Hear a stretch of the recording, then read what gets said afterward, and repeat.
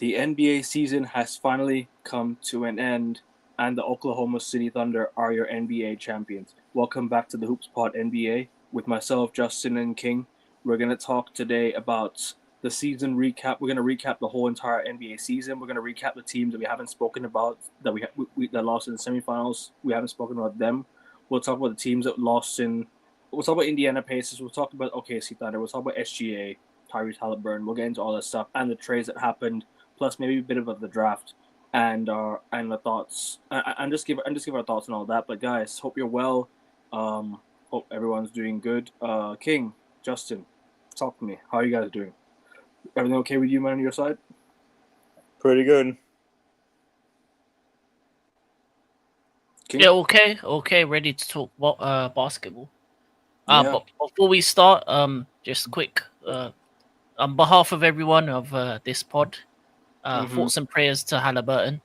It's Tyrese Halliburton. unfortunate you got the injury when you did, especially in the final game of the finals. I think it's unfortunate. He was on fire up to that point, and it's difficult to see that live on the court. And hoping for speedy recovery for him. Yeah, no, King, spot on, bro, spot on. Because Jason Tatum and Damian Lillard had the exact same injuries. And what do all three of them have in common? They all wear the number 0. Yeah, all the 000 went down with Achilles injury, and it's sad. It's sad because you know how cancerous these injuries are. How long they keep you out for. How much time you've wasted being on the sidelines when all you want to do is get back out there and compete in the NBA, man. Compete in basketball, man. Fight and play hard, man. It's all they want to do. But sometimes injuries just happen. Injuries are just shit happens. Let's just say it. That shit happens. We can't control what happens in that. But listen, prayers to all three players, not just Tyrese, Tatum, Halliburton, and Dame. All three players at the same time. But Tyrese Halliburton to get injured in such an important game, arguably the biggest game in the franchise's history, Game 7 of the NBA Finals. It's sad. It reminds me a bit of Ronaldo at the Euros when he got injured, and everyone had to carry him off, and it was like we fight, we go battle. The Pacers battled really, really hard without Tyrese. They battled really, really hard. Yes, they had turnovers. Yes, they lost the ball easily. Yes, they made mistakes. But that Indiana Pacers team did not give up, and that's the one thing I want to see from a finals team. When you lose your best player, when your best player goes down to a really bad injury like that, you can't help but just big them up and say, valiant effort by the Indiana Pacers, and better luck next time. As for Reggie Miller and as for Tyrese Halliburton, you could see by their faces. Tyrese Halliburton's dad in the crowd, his father, right, sat there in tears. The way the camera went to the way the camera was rolling, you saw his reaction. His reaction could tell it all, and I can't help but just feel sorry for the Tyrese Halliburton's family right now. Can't help but feel sorry for his family right now because sometimes injuries like that just gives you a lot of stress and anxiety not just to the fans, but to the families watching as well, to his families watching as well, because you don't want to see the family representative of the NBA. You know what I mean? He's representing the Halliburton family in the NBA. So you never want to see a player like that go down to injuries. Sad for his family, sad for him, sad for his family, and prayers up to him and his family. You know what I'm trying to say? It's sad. And Justin, just give me your quick thoughts on that, man, because it's when you lose your best player, because obviously we went through it, right, in the semifinals, but now Tyrese Halliburton's now going through it. Talk to me about it. Tyrese should never play Game 7. Plain simple. You don't think he should? No, he should have never played, and this is why. He knew what he was risking. He knew what he was risking, and so did his dad. But he went out there and played, and he fell down. He tore his Achilles. Now, granted, SGA is the man of the hour in that situation because he came over and asked if Tyrese was okay, and obviously he wasn't. But he still manned up and went over and made sure that Tyrese was okay. Yeah. The fact that ABC kept playing this and showing Tyrese on crutches this whole entire game, and after the Oklahoma City Thunder won the championship, they showed him on crutches in the locker room giving fans a high five. Well, guess what? There goes Tyrese Halliburton's season for next year, because now what do the Pacers do? What do the Pacers do?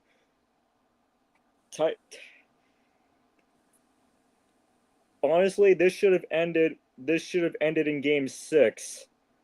I agree. This should have ended in game number 6. But now that it ended in 7 games, it kind of costed Tyrese Halliburton his whole entire season for next season, and possibly most likely the beginning of 2027 as well. I wouldn't say beginning of 2027. I think he has time over the offseason to get back to full fitness, because they're gonna shut him down for the rest of the next season anyways. They ain't gonna bring him back, because Tatum got injured. What was it in May, right? Last month. It was been a month already. He got injured in game 3. He got injured in game 3 of the Eastern Conference semifinals against the Knicks. Right. And when was that? Was that early May? That was early May, yes. Okay. So around the same time, they'll probably recover from the injuries, or just shortly after. I think Tyrese will come back, but they're gonna shut him down for the rest of the season. However, the same doctor that handled Jason Tatum is handling Tyrese Halliburton. But I stand by what I say, and I know you guys agree. This should have ended in Game 6.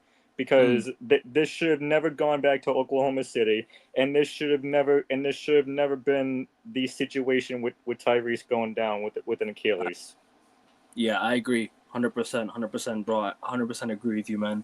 And honestly, for me, I think you know what it is, bro. Sometimes you have to risk it for the sake of it. Sometimes, Game 7, right? It's the most important game of your career, the most important game of the franchise's career. You throw everything at it. You throw your chances at it. You fight for the team. Tyrese was looking good early on. Unfortunately, he had to go down with injury. And unfortunately, it was sad. Like it happened. But sometimes you just have to risk it, because this might be your only. This might be. I hope it's not, because Tyrese is a very good player. It potentially could be his only NBA Finals in his career. Sometimes you just never know when you could make it back there again. It's sad, but it's true. So sometimes you gotta throw everything at the kitchen sink. You know what I'm trying to say? Throw everything. So, yeah, but King, talk to me, bro. Talk to me about that, man. What about the incident or the game? The injury to Tyrese Halliburton. Halliburton's injury. I know you said the prayers, but it was just unfortunate. Yeah. I think I do agree with Justin. It's difficult for you to want a person like that to play knowing he's already injured going into the game.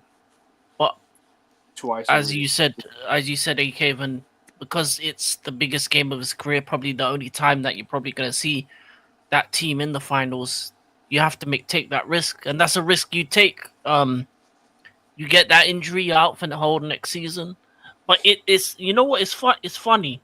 It's similar to the Jason Tatum one, in the fact that it's in games that shouldn't have happened. Yep. In terms of Celtics should have been through already, OKC should have won the title already, and now both of these players have got injuries to the Achilles. And there's been statistics that injured in Game 4, Justin. Sorry, cut you in, King, but it was Game 4, not Game 3 of the semifinals. Still, yeah. Sorry, King, go on, bro. But yeah, what was I gonna say? But anyway, no, I was gonna say this.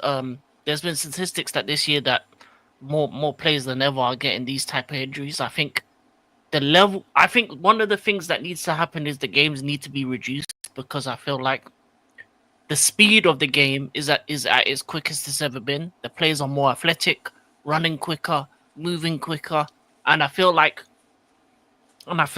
all this stop-start as well is not good as well. I think a game with so many different breaks in between actually harms the players rather than helps them. And in the long run, I feel like they need to reduce the amount of matches in the regular season overall, because I And think move NBA we're Cup. gonna get more and more of these type of injuries going forward if the game becomes as quick as it is. And yeah, it's just unfortunate for Halliburton. But you know what? Indiana tank next season. Get yourself a good pick, and Halliburton will be back. Okay, no. Here's what I think. Here's what I think. Here's what I He's think the wide Pacers. open. Here's what I think the Pacers should do. And Akevin, I know you. I don't know if you're gonna agree with me or not. Mm. The Go on. Pacers need a point guard for next season, right? Yeah. And the Celtics just got rid of a point guard. Mm. Well, you do know what happened the last time Milwaukee got rid of a point guard to Portland, right? And Boston got him in a reroute. Mm. What if Portland, and I know we're going to talk about this Drew Holiday situation coming up soon, but what if Portland again reroutes Drew Holiday and Indiana gets Drew Holiday for a season to replace Tyrese Halliburton? That wouldn't be a bad option, just for on a short-term deal. He's got 1 year left on his deal, I think, if I'm not mistaken. 2 years. Yeah, he's got 2 years left.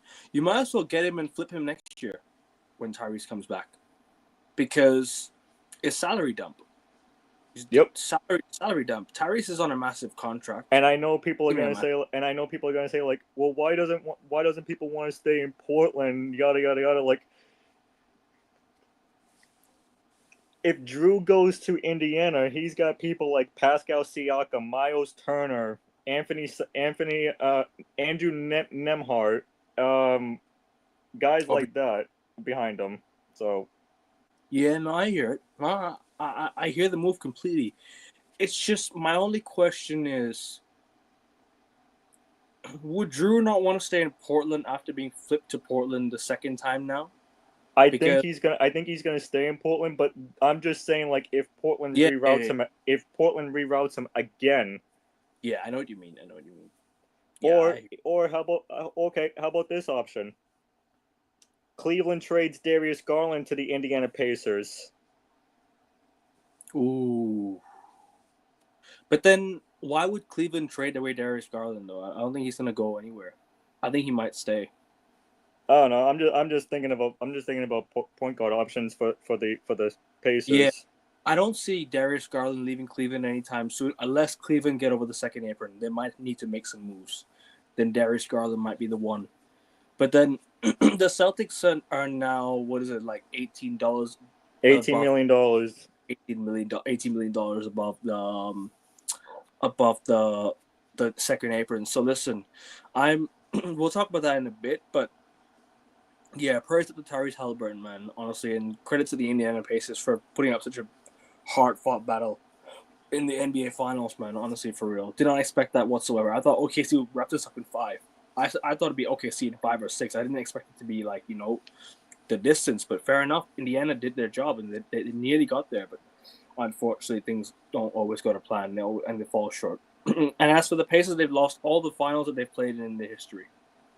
They lost the NBA Cup Finals. They lost the NBA Finals twice. They've never won a finals in their history. So listen, Indiana, their time will come, but not as I don't think it's obviously not going to be. They're going to be a first round exit next season. Potentially. But anyways, we're going to move on to the OKC Thunder. Congratulations to the Oklahoma City Thunder on winning the NBA championship. They've done what they were supposed to do. I think they were one of the contenders at the start of the season. Anyways, they were top 3 contenders in my opinion. I think they were just about 3rd behind Cleveland, because I thought the Celtics would be still number 1 contenders. Unfortunately, that didn't happen. Then Cleveland also went down, so OKC was left with the championship. Like, it was in their hands pretty much, and then they got it done. Fair enough, OKC Thunder. Like, honestly, SGA, 3-time MVP in one season. Yep. All-Star MVP. Finals MVP, and MVP and regular season MVP as well. And what about the conference finals MVP? Who got that one? That was SGA. So SGA got 4 MVPs in 1 year. He got the regular season. He got the regular season MVP. He got the Western Conference Finals MVP. He got the NBA Finals MVP. All-Star MVP. Who got the All-Star MVP? I don't think that was SGA. Okay, my bad. But even then, 3-time MVP in the year that you won the championship. When did this happen? When was the last time somebody did this? I'm looking up who won the NBA. Credit to OKC Thunder, man. They can top of injuries all the life. This team's incredible. This team's been immense all season. It was Steph who won the NBA All-Star Game MVP. Right. Okay. In 2024-25 campaign, Gildred. Okay, nope. King says Steph Curry. Yep, inside the NBA, Stephen Curry award the 2025 Kobe Bryant All-Star MVP trophy. Yeah, man. Mr. Chef. So SGA only has 3 MVP trophies.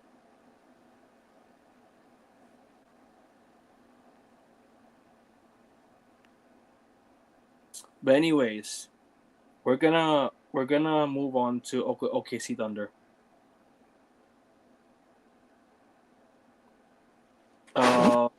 OKC,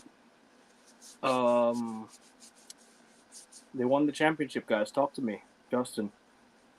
Obviously, you and I were rooting for OKC to win the championship. And I knew it. I absolutely knew it, and this is exactly why I picked Oklahoma City to win the championship in the playoff predictions, and I actually won that playoff prediction. So, thank you, Oklahoma City. But it should. Well, I'm gonna keep saying this, and I know Ikevan can agree with me. It should have ended in 6. Plain and simple, should have ended in 6. But congrats, Oklahoma City. You're actually celebrating your championship right now in the city of Oklahoma. So congratulations to you. But more importantly, congratulations to SGA because MVP, Western Conference MVP, NBA Finals MVP, scoring title. Yeah, to anybody that was disrespecting SGA and the Oklahoma City Thunder in Jesse's Discord, how stupid do you look now? I hear it. Yep. SGA fraudulent, this and that. Well, listen, that's not fraudulent right now, isn't it? But King, talk to me. OKC champions of the NBA. I don't know. I'm gonna start off being a hater. I don't know what. I don't know whose run was worse to the NBA Finals. Was it yours last year or theirs?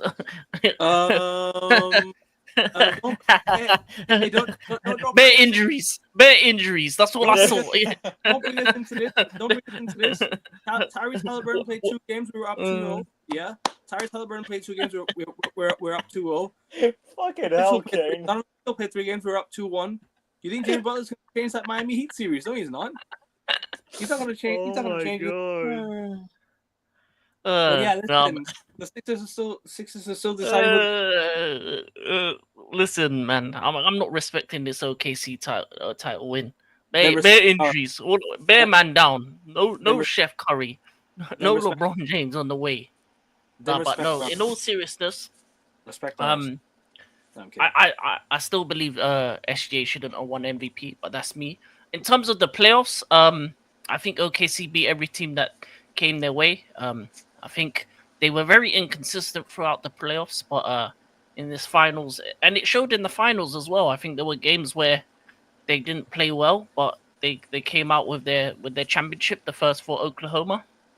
Obviously, since they were the first one was when they were Seattle Supersonics. Yep.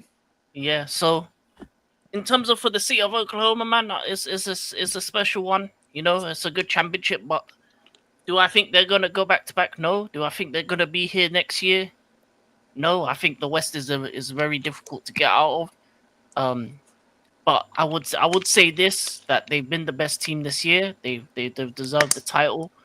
It's just unfortunate that their run up until this point wasn't that spectacular, and the finals was pretty boring in terms of level of quality, in my opinion. I mean, But yeah, go ahead, Justin. Oh, I didn't want to cut you off, but let's look at it this way. If Oklahoma City does not repeat, this will be the 8th time in 8 years there has been no repeat champions. The last time that there was a repeat champion was the Warriors. However, if Oklahoma City does get back to the finals, and I'm not saying that they will, because I agree with Ken, the West is going to be stacked, the East is going to be stacked, well, minus Tyrese and Tatum.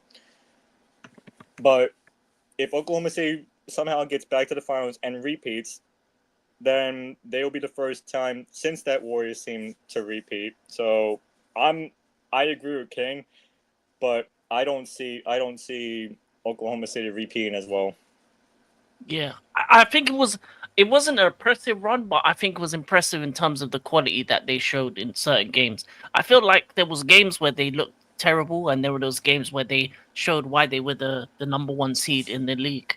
It's just the inconsistency for me. I feel like we don't have that team that's gonna be a dynasty yet. I don't think. I thought Boston was gonna do it, but they got the injury to Jason Tatum, and then they got knocked. Yep. And I don't think it's gonna be OKC either. So, especially with some of the trades that has happened as well, I think the West is gonna become a much more difficult place for them. But I would say this: they beat the teams that was ahead of them. I think their most impressive series was against Denver. Yes. I think them getting past Denver was the most impressive one. Yep. And then I think the finals was just a formality. I think OKC deserved the title based off of the run that they had, based off of the run that they had, the path that they had to the finals. They were the best team in the run, in my opinion. They won the game sevens that they needed to win against Denver. They deserved it. After that win against Denver, I thought maybe OKC. Yeah, it was OKC's finals to win. It was OKC's championship to win. Because had the Celtics made it through, I reckon we could have beaten them. I reckon if the Cavs made it through, I reckon the Cavs could have beaten them. I reckon the other teams could have beaten OKC. I don't think OKC were the strongest team in the playoffs, in my opinion. I think if Celtics and Cavs had come out of the East, I reckon that they would have won the championships over OKC. But listen, look, give credit to OKC anyways. Like they won games that they needed to win, and they ended up winning the championship. Unfortunately with Tyrese, but listen, still, I don't want to. But I don't want to tear down anyone's championship, because I had a lot of people tearing down my championship last year, and I don't want to tear others down, because it's a championship at the end of the day, right? You're winning the championship. You've won. You're winning because of You're winning because you got there and you deserve it. You won because you made the finals due to you being a good team in that run. If you know what I'm trying to say, I guess I can't really give too much detail about what I think, but I think OKC are just, I think they deserved it anyways. That's all I could say. I can't really give you my full answer, because like I said, I told you, had the Celtics and the Cavs made it out of the East, I reckon they would have won their championships over OKC. I don't think OKC was the strongest team, so I reckon they could have won. I reckon that they could have won. What do you call? How do you say it?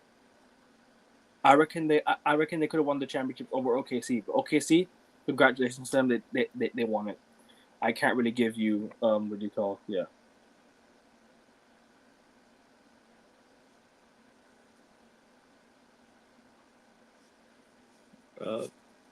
But yeah. Anyways, guys.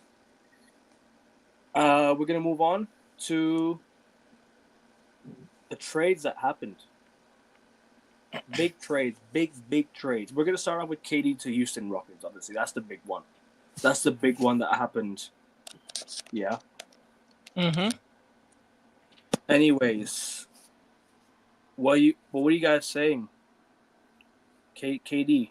I'll start with you, King. KD to the Rockets. What does that mean now? It means that Rockets are in the win now situation. I think they've pretty much said, they've set out the statement that they want to win the title next year with that move. Because they kept a lot of their talent. I think the two guys that they let go, I think for me, in terms of a trade, I think getting rid of what was it? Dylan Brooks and Jalen Yep. Green. Yep. In terms of like their starting five is absolutely disgusting now. And they got rid of two guys that they could afford to get rid of. Dylan Brooks is someone that can be a liability at times. And even though Jalen Green has been good for them, I feel like KD adds so much more to their team and adds that kind of veteran experience. So I think for Houston, especially with Ime Udoka as their head coach, they will be a problem in the West. And I would even say it from now that they'll be the team that goes to the finals in terms of the Western teams. I think they're the number one team to beat, even with OKC winning the championship with that move. Justin? Kane, I got a question for you before I give my thoughts on this trade. Yeah, go on. Of course. Jalen Green's expected to be rerouted as of July 6th once this trade becomes official. Where do you think he lands up? Because Phoenix is not keeping him. Ooh, that'll be an interesting one. Boston, we need a guard. I'm kidding. We need somebody to take over for Jason Tatum. Yeah. But he's not really like a small. He's not really like a. Is he a small forward, or is he a guard? What is he? He's a guard, isn't he? He's a guard. Yeah. So I think Jaylen Brown will play small forward or power, or we'll sign a power forward. I don't think we'll get Jalen Green. I think Jalen Green's a bit. His salaries might be a bit too much. Wait. So Jalen Green's a guard. Yeah, he's a guard. Okay. Question for both of you: do you guys think the Indiana Pacers go after Jalen Green? That's a good shout. That's a very, very good shout, bro. Yeah, that would be perfect for them. Yeah, because they had players like Obi Toppin as well, who was dumped by the Knicks. Look at all the players that was dumped by previous teams. Neesmith, they all went to Indiana. Yep. And look at them. They made a good meal out of that team, bro. And they. But anyway, I keep forgetting that Jalen Green's a guard because So I honestly think Indiana should go after him because they need a guard badly. So yeah. Well, is there any other teams that need a guard? You reckon? I reckon sort on the guard position now. I think the guard's sorted out now. I think maybe the Warriors. Maybe the Warriors might need a guard. Nah. Stephen Curry, I think, will play another year. Butler plays small forward as well, so I don't see them. No, but shooting guard though. Imagine if you have Steph, him, and. But don't they have like guards that was already there before? They do. Yeah, they already have like guards. Don't they have like? No, Andrew Wiggins left already. My bad, he left already. They need shooting though. They have Podzensky, but he'd be better off the bench. But who are they gonna trade away? Is my question. Picks. Picks, and they got a lot of youngsters. Yeah, but my thoughts on the KD trade is he found out live at Fanatics Fest in New York City. That was insane. He found out live at Fanatics Fest, and he was like, "Wait, what'd you guys say?" And he was like, "They were like, you got traded." And he was like, "Finally, it's over." Yeah. Oh man, so I think Houston's gonna be the team to beat in the Western Conference this coming season. I really do, because now they don't got the cancer in Dylan Brooks anymore. They got KD. They got young guys in Amin Thompson and that other guy. Osar Thompson. Yeah, no, he's on Detroit. Okay, so never mind. Amin's the only Thompson on the Rockets, but. Are you talking about Jabari Smith, maybe Junior? Sengun? That's it. Yeah, Alprin Sengun and Jabari Smith. Yeah. So the starting five is disgusting.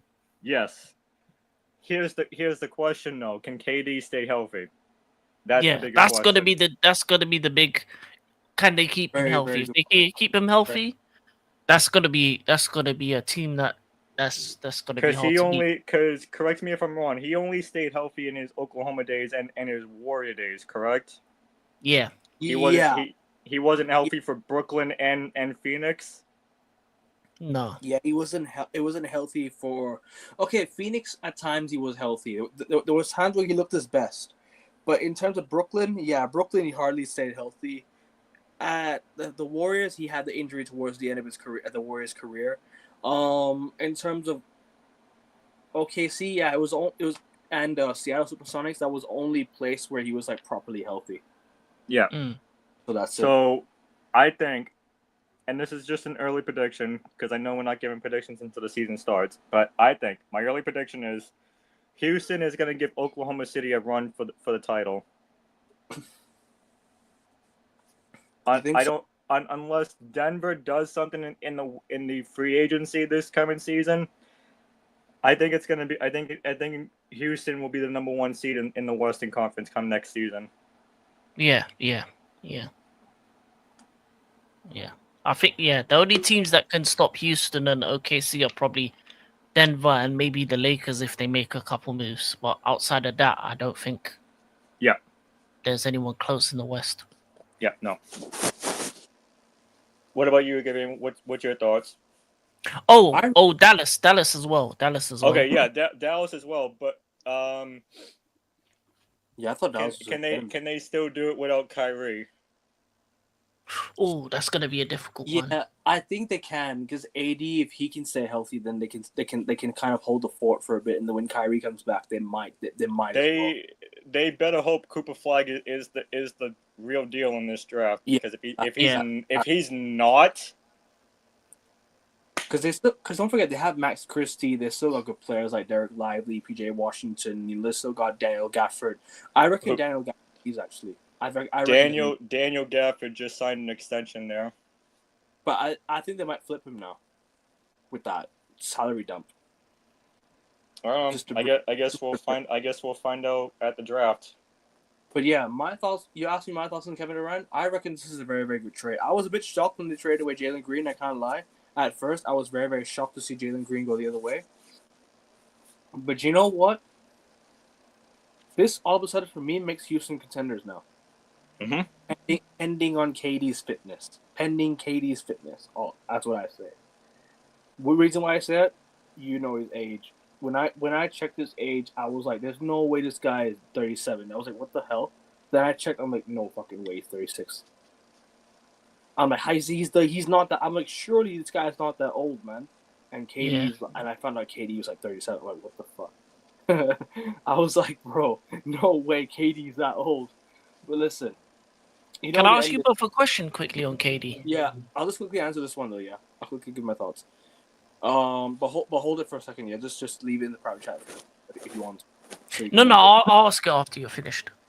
Yeah, I was just gonna say like this all of a sudden makes Houston contenders now. Like I said, depending on KD's fitness, you already got Eamon Thompson. You've already got Jabari Smith. You got Steven Adams off the bench. You got bare man off the bro. You have good depth there. Eason. You've got They also got Fred VanVleet. Fred VanVleet. You've also got bro. You got a lot of good players at Houston, and plus Ime Udoka just signed an extension. Yep, he ain't going anywhere. They're definitely contenders for the West now, for sure. If KD can stay healthy, that's them contending for the West 100%. They've got 2 or 3 years maximum with the KD project. In my opinion, 2 or 3 years max with the KD project. I reckon if he can stay fit, there's definitely a good chance that the Houston Rockets can make it out of the West in a couple of years. I wouldn't maybe not next year, but the year after is possible. The year after is 100% possible. Because KD is still a very good player, even if it's at 36, 37 years old. Still gonna be a very good player, but yeah, I just think for me next season, as things stand, it's gonna be Houston versus OKC conference finals. That's my prediction. I agree with that. I really do agree with that. Yeah, that's my thoughts on it as of right now. We're yet to see more trades. Who knows? Houston might make more moves, and it depends what they do in the draft. They might draft like some stud in the high picks as well. Who knows? So listen, it is what it is. So, King, what was your question? Yeah, King. Sorry, go on your question, bro. KD last season played 62 games at like 36.5 minutes. If he does something similar, would you think Houston will be number 1 seed, or do you think he needs to play more games than 62? I still think because you got OKC there, and OKC dominated the West. Mm-hmm. Plus, it depends on what the Clippers. Also, don't forget the Clippers for me have one last run with Kawhi Leonard. You just never know what the Clippers can do. The Clippers have one last run with Kawhi Leonard. I reckon the Clippers, as of right now, there's 3 teams that really stand out for me: Clippers, OKC, and Houston. And I have Denver as my sleeper team. I've got 4 teams to look at from the West. The Lakers still have to sort their center big man off. They still have to sort their big man out. They still have to sort. And Spurs, we don't know what they're gonna do with the Spurs. We don't know what the Spurs are gonna do. Who they're gonna draft. Who they're gonna bring alongside Wemby. We don't know the future of who else am I looking at? Portland. I'm not counting next season. The Pelicans. Zion can't stay fit. Unfortunately, that's what it is. Either he's a good player, but he can't stay fit, right? Dallas. What are Dallas going to do? How is Cooper Flag going to pan out? So, I'm looking at the Rockets. All of a sudden, they're second seed for me in the West, depending on the Clippers. I reckon it's them or the Clippers will battle out for the second seed, but I reckon the Rockets just edge by them, and I think OKC will take the number 1 spot again. Like, I don't see OKC dropping anytime soon. They're still a young team. They're still going to grow. You got good players, J-Dub. You still got you got Alpern. What was I going to say again? You got Chet Holmgren. You got a lot of Jalen Williams. Jalen Williams or J-Dub saying the same thing. My bad. You got good players at Lou Dort. You got some good players there, man. So I reckon at SGA I was the MVP. I reckon the OKC still got another 2 years to be the number 1 seed, and then other teams will take over. But yeah, I reckon Houston number 2. I reckon they got number 2 for me next year. But Justin, I want to know your thoughts, and then King, you can give your thoughts as well.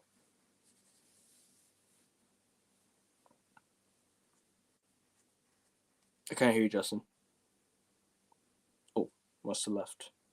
No, it kicked me out again for some reason. Oh, no worries. What were you saying?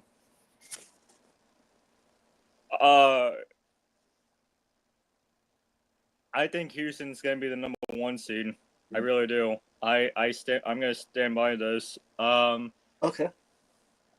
But the only way that Houston will not be the number 1 seed is if Kevin Durant gets injured during the season. Because if Kevin Durant gets injured before the All-Star break, then I got Oklahoma City being number 1. But my stands going into the playoffs next season is Houston, depending on Kevin Durant's injury, Oklahoma City,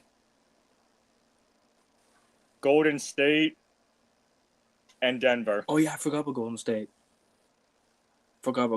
Yeah, they're definitely up there as well. Depending on Steph. I just don't see the Clippers being in the top 4 this year coming up. I reckon they got one more. I reckon they got one more run in them with Kawhi Leonard. I think Kawhi Leonard leaves. I don't think so. I think sooner or later they're gonna trade Kawhi Leonard. Hope you well, PY. Hope you well, bro. I think they're gonna trade Kawhi Leonard. You think he's gone this year? Yeah, because they can't do anything. They can't do anything with Kawhi in the playoffs, and it was provenly shown. Yep. We're just talking about right now, PY, the KD trade. But sorry, Justin, continue what you're saying. That was it. I'm happy to see you here, bro. I'm really happy to see you here. I like your NBA questions. Please keep them coming in the chat, man. Big up to you, man. Big up to you. King, go on, bro. I want to know your thoughts on this one as well. Because you asked the question, you can give your thoughts. I think if KD plays 62 games like he did last season, I think Houston will probably just solidify their second position in the Western standards, most likely, because I think OKC will probably still be number 1. But for Houston, I don't think they care if they finish number 1. I think they care about winning the title. So for me, I feel like Houston will be a contender to get to the finals, and I think there's no team in the West that they can't beat with the team they have when healthy. I think there's nothing that they can't do. They've got great defending with Armand Thompson. They've got shooting with KD. They've got a quality big man. They've got a veteran point guard that's won a title. So for the most part, I think there's nothing they can't do, and I think it's going to be very difficult for teams in the West. The only other teams that I look at the West is probably OKC. I say Denver's could be there. Golden State's a bit of a weird one because I still think they need something else, and I think they live and die by Steph Curry, Steph being healthy and as well. And Jimmy Butler as well. No. Jimmy's not an Jimmy. You showed that it showed in the playoffs that Jimmy isn't the same Jimmy. It's about whether Steph's available or not, and how much help he gets. I think Jimmy's more the Robin. He's the Batman, and and it'll be interesting to see what the Lakers do and what moves they make. So we're only getting to the started to the trades starting to flow. So I think Houston made a big move. I think they've made a move to say that they need to win the title next season.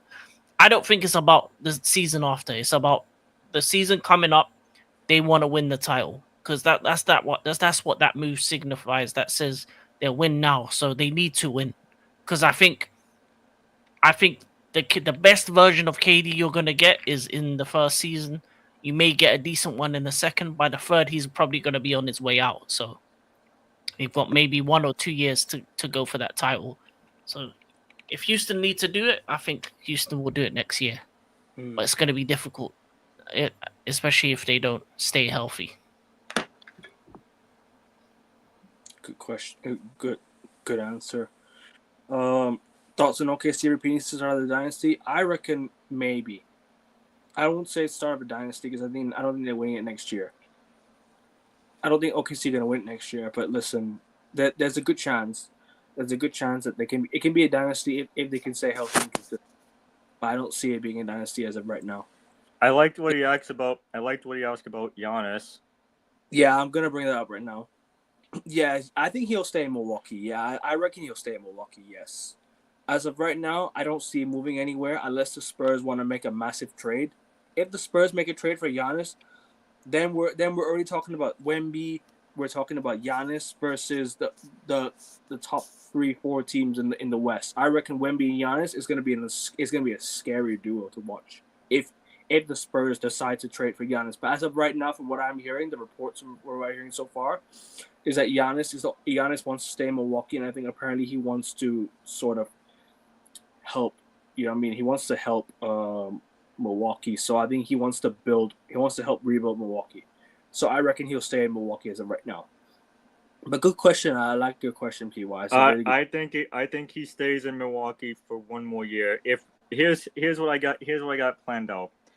If Milwaukee makes the playoffs again and Damian Lillard gets hurt in the playoffs again and Milwaukee does not reach the Eastern Conference Finals, Giannis is leaving next season. After next season, Giannis is gone after next season. No ifs, ands, or buts about it. He's gone after next season. If they can't reach the Eastern Conference Finals, hell, if they can't even reach the NBA Finals, he's gone. You King?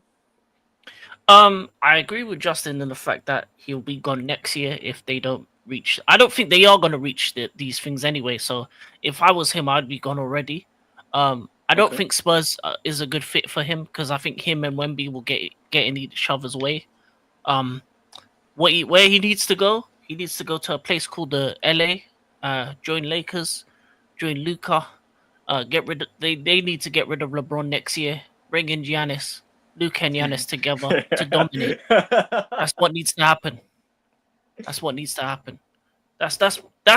when basketball will be back at its best. When you have 2 superstars playing with each other, 2 legit superstars, not these scrubs that we saw in the finals.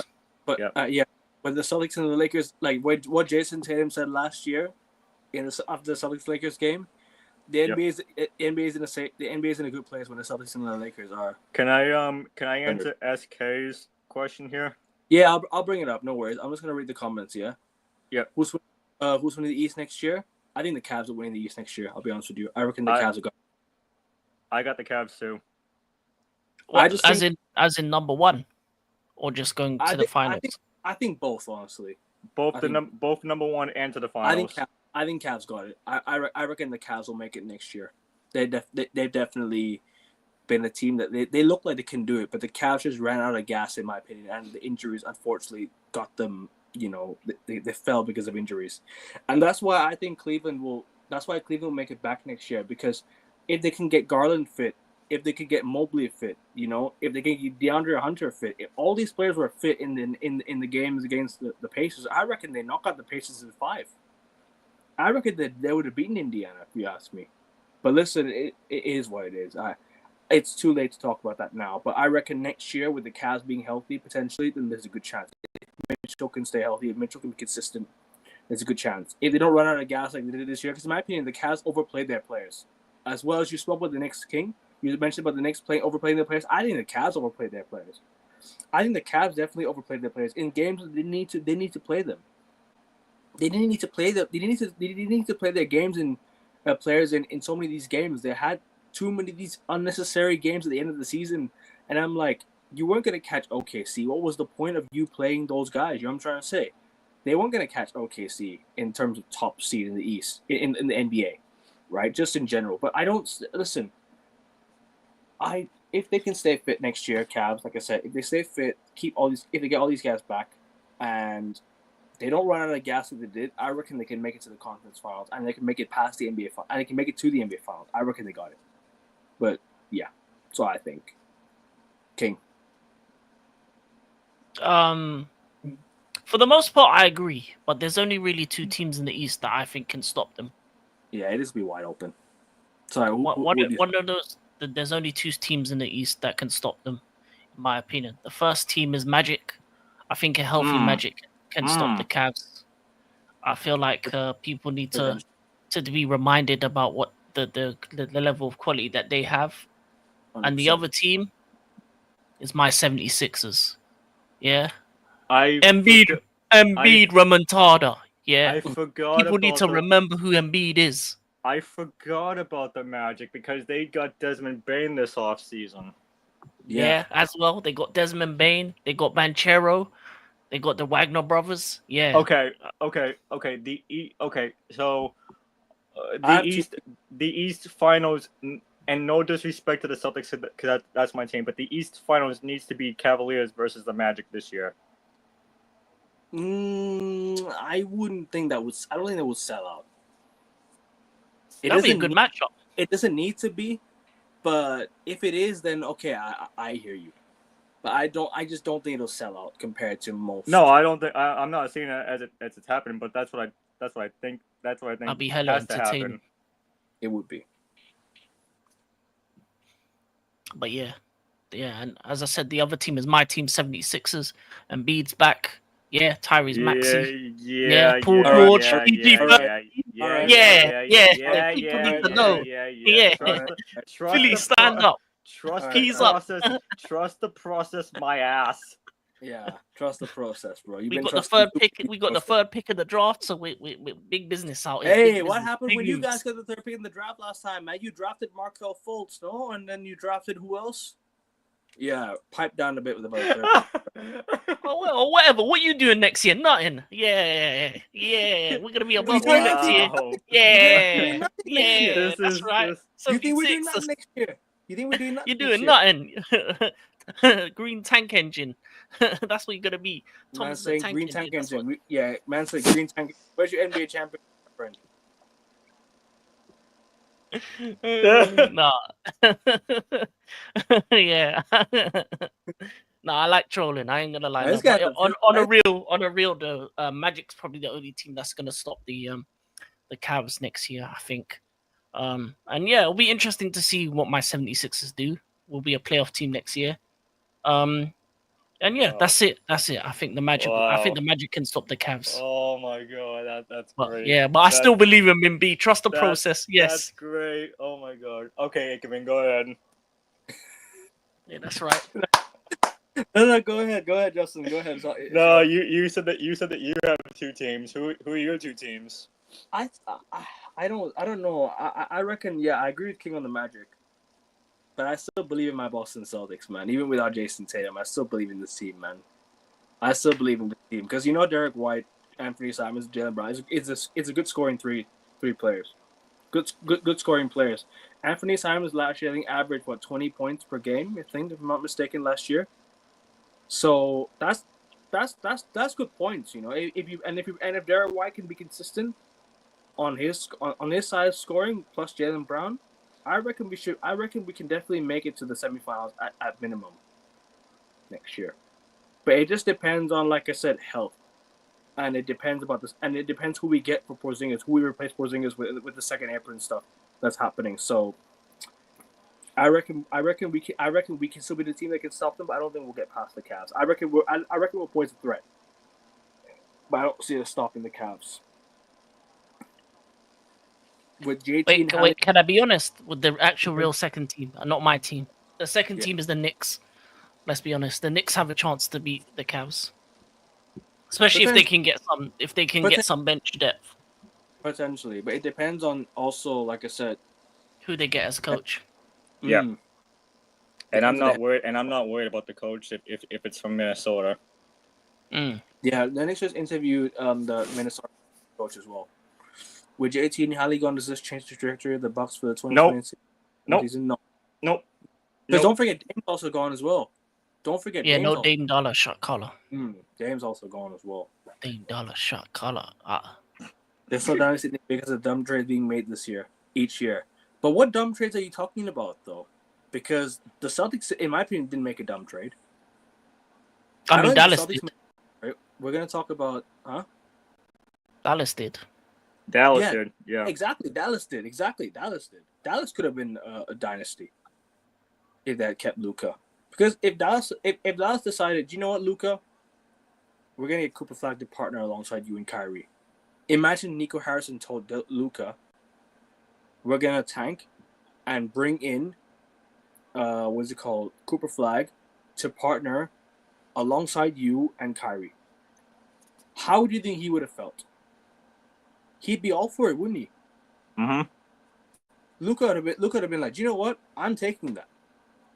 Yes, I know we made the finals last year, but I'm definitely taking Cooper Flag alongside me and Kyrie. And if Kyrie didn't go down with an injury, bro, this Dallas, I think they would have been definite huge favorites to win the league next year. They'd have been definitely huge favorites to win the championship next year, in my opinion. Huge favorites to win it. Because you already got Luka there, then plus Kyrie, who's a solid star, who's been there for a time, doing it year in year out. Plus a young buck and Cooper Flag. That's already a good trio right there. So you're gonna add to your team. You're only gonna add to your roster, the quality of your roster. Plus you have the role players alongside you as well. Like you got Gafford, you got Lively, you got PJ Washington, you got Derek Jones Jr. I don't know if he's still there. I don't know, he must have left, but even then, you still got a good team, man. You still got a good team. So listen, Dallas. I agree with you about Dallas, man. They made the worst trade argument in NBA history. One of the worst trades in NBA history, potentially for sure. But don't forget, Clippers traded away SGA. Yeah, and look how that ended up. Yep, and SGA won the championship before the Clippers did.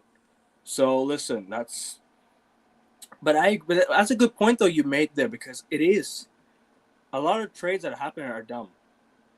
That's been made that recently happened are dumb. I don't think the Celtics made a bad trade though. If you're talking about the Boston Celtics trade, it's not a bad trade if you ask me. We'll actually move on to that right now. But actually, before that, we'll go to the Desmond Bane, because you spoke about the Magic, right? You spoke about the Magic potentially being Cleveland's challengers next year. Let's go to Magic. Orlando Magic trading for Desmond Bane and trading away KCP and Cole Anthony and a few picks. Talk to me about those, because that could change the Magic's prospects of next season for sure, 100%. Justin, I'll go to you first.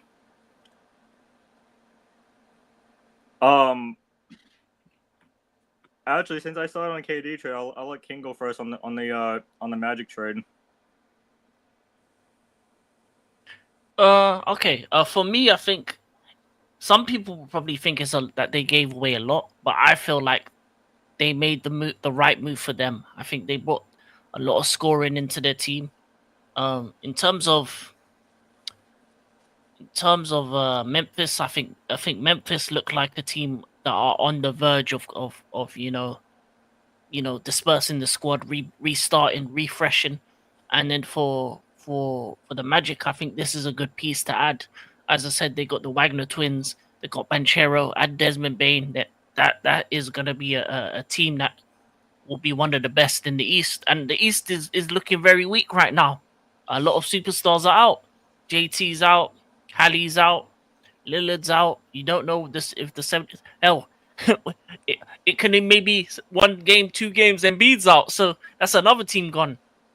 Next thing you could be a top 4 team in the East, and those type of moves, especially considering they were a play-in team last season, I think they'll definitely be a playoff team and be one of the better teams in the East. So I think it was a good move for them, and I don't.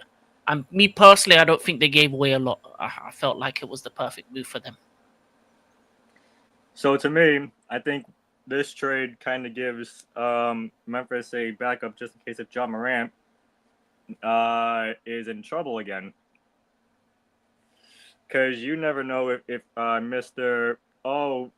I didn't mean to point a gun at anybody. Morant is going to be the head case of this whole entire situation, and I think Desmond Bain looked at this and said, like, you know what? No, I want to be gone. I want to get out of here. So I think Orlando won this trade, and I think Memphis kind of lost this trade because yes, KCP is great and Cole Anthony is great, but I don't really trust John Morant anymore, and I think that's the only reason why Marcus Smart left Memphis for Washington.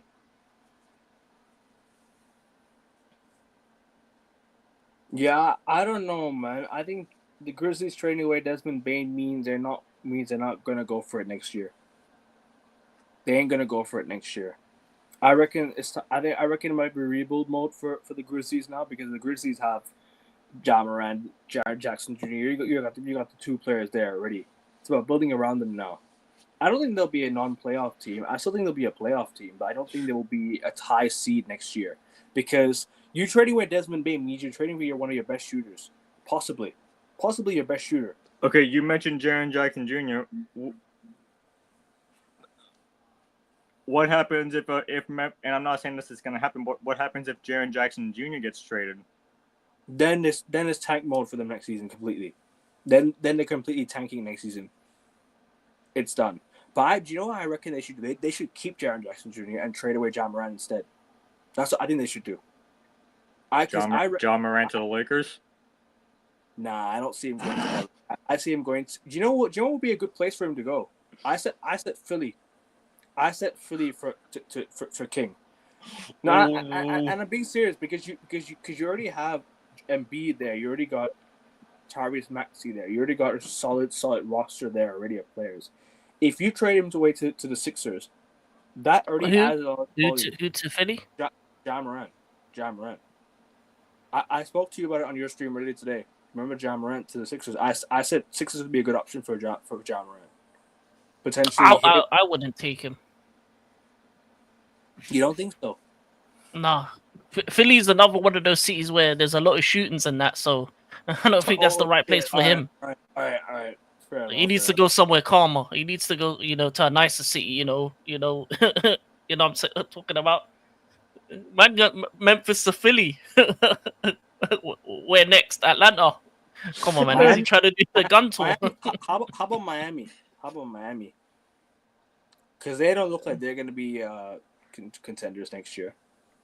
Miami, yes, but here's the thing: I would have John Morant come off the bench for Miami.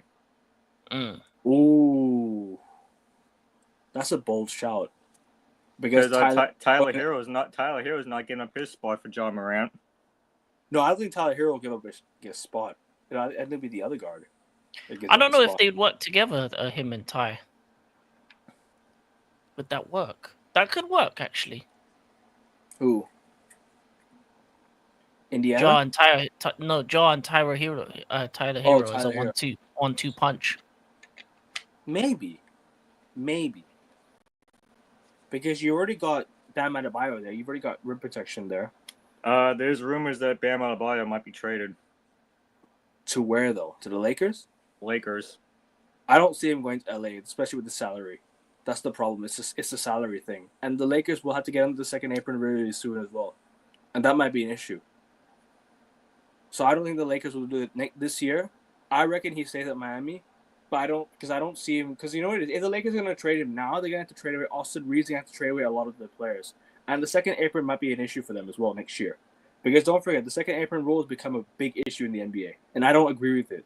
If a team's trying to build a dynasty, if a team's trying to build a team to win a championship, you shouldn't be forced to take it away.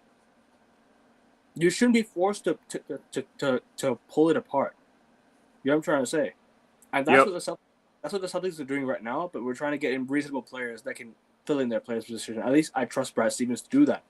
But in terms of, I'm talking about like the Lakers, and talking about teams like, look at Golden State. They had their team for how long? They kept Klay Thompson, they kept Steph Curry, they kept so many of those guys for years. And they managed to get under the second apron now. Oh, okay. Once we get to the Celtics, I got some interesting news that I just saw on Twitter. All right, no worries. But anyways, guys, there's this video you're watching. Make sure you guys hit the like button on your way in and subscribe to the channel. Make sure you guys do subscribe to King's channel as well. Links in the title. King's trying to get to 40 subs. Make sure you guys do get into 40 subs or 50 subs if you could. That'd be great. Try and get me to 335. Just one sub needed, people. Just one sub needed would be good, people. One sub needed for 335 subs, and we're good to go. But anyways, we're gonna move on to the Celtics trade now. Unless King, you want to give your thoughts on the Jan, unless you've already given your thoughts on that one. He already did. I let him go first. All right. Yeah, I went first.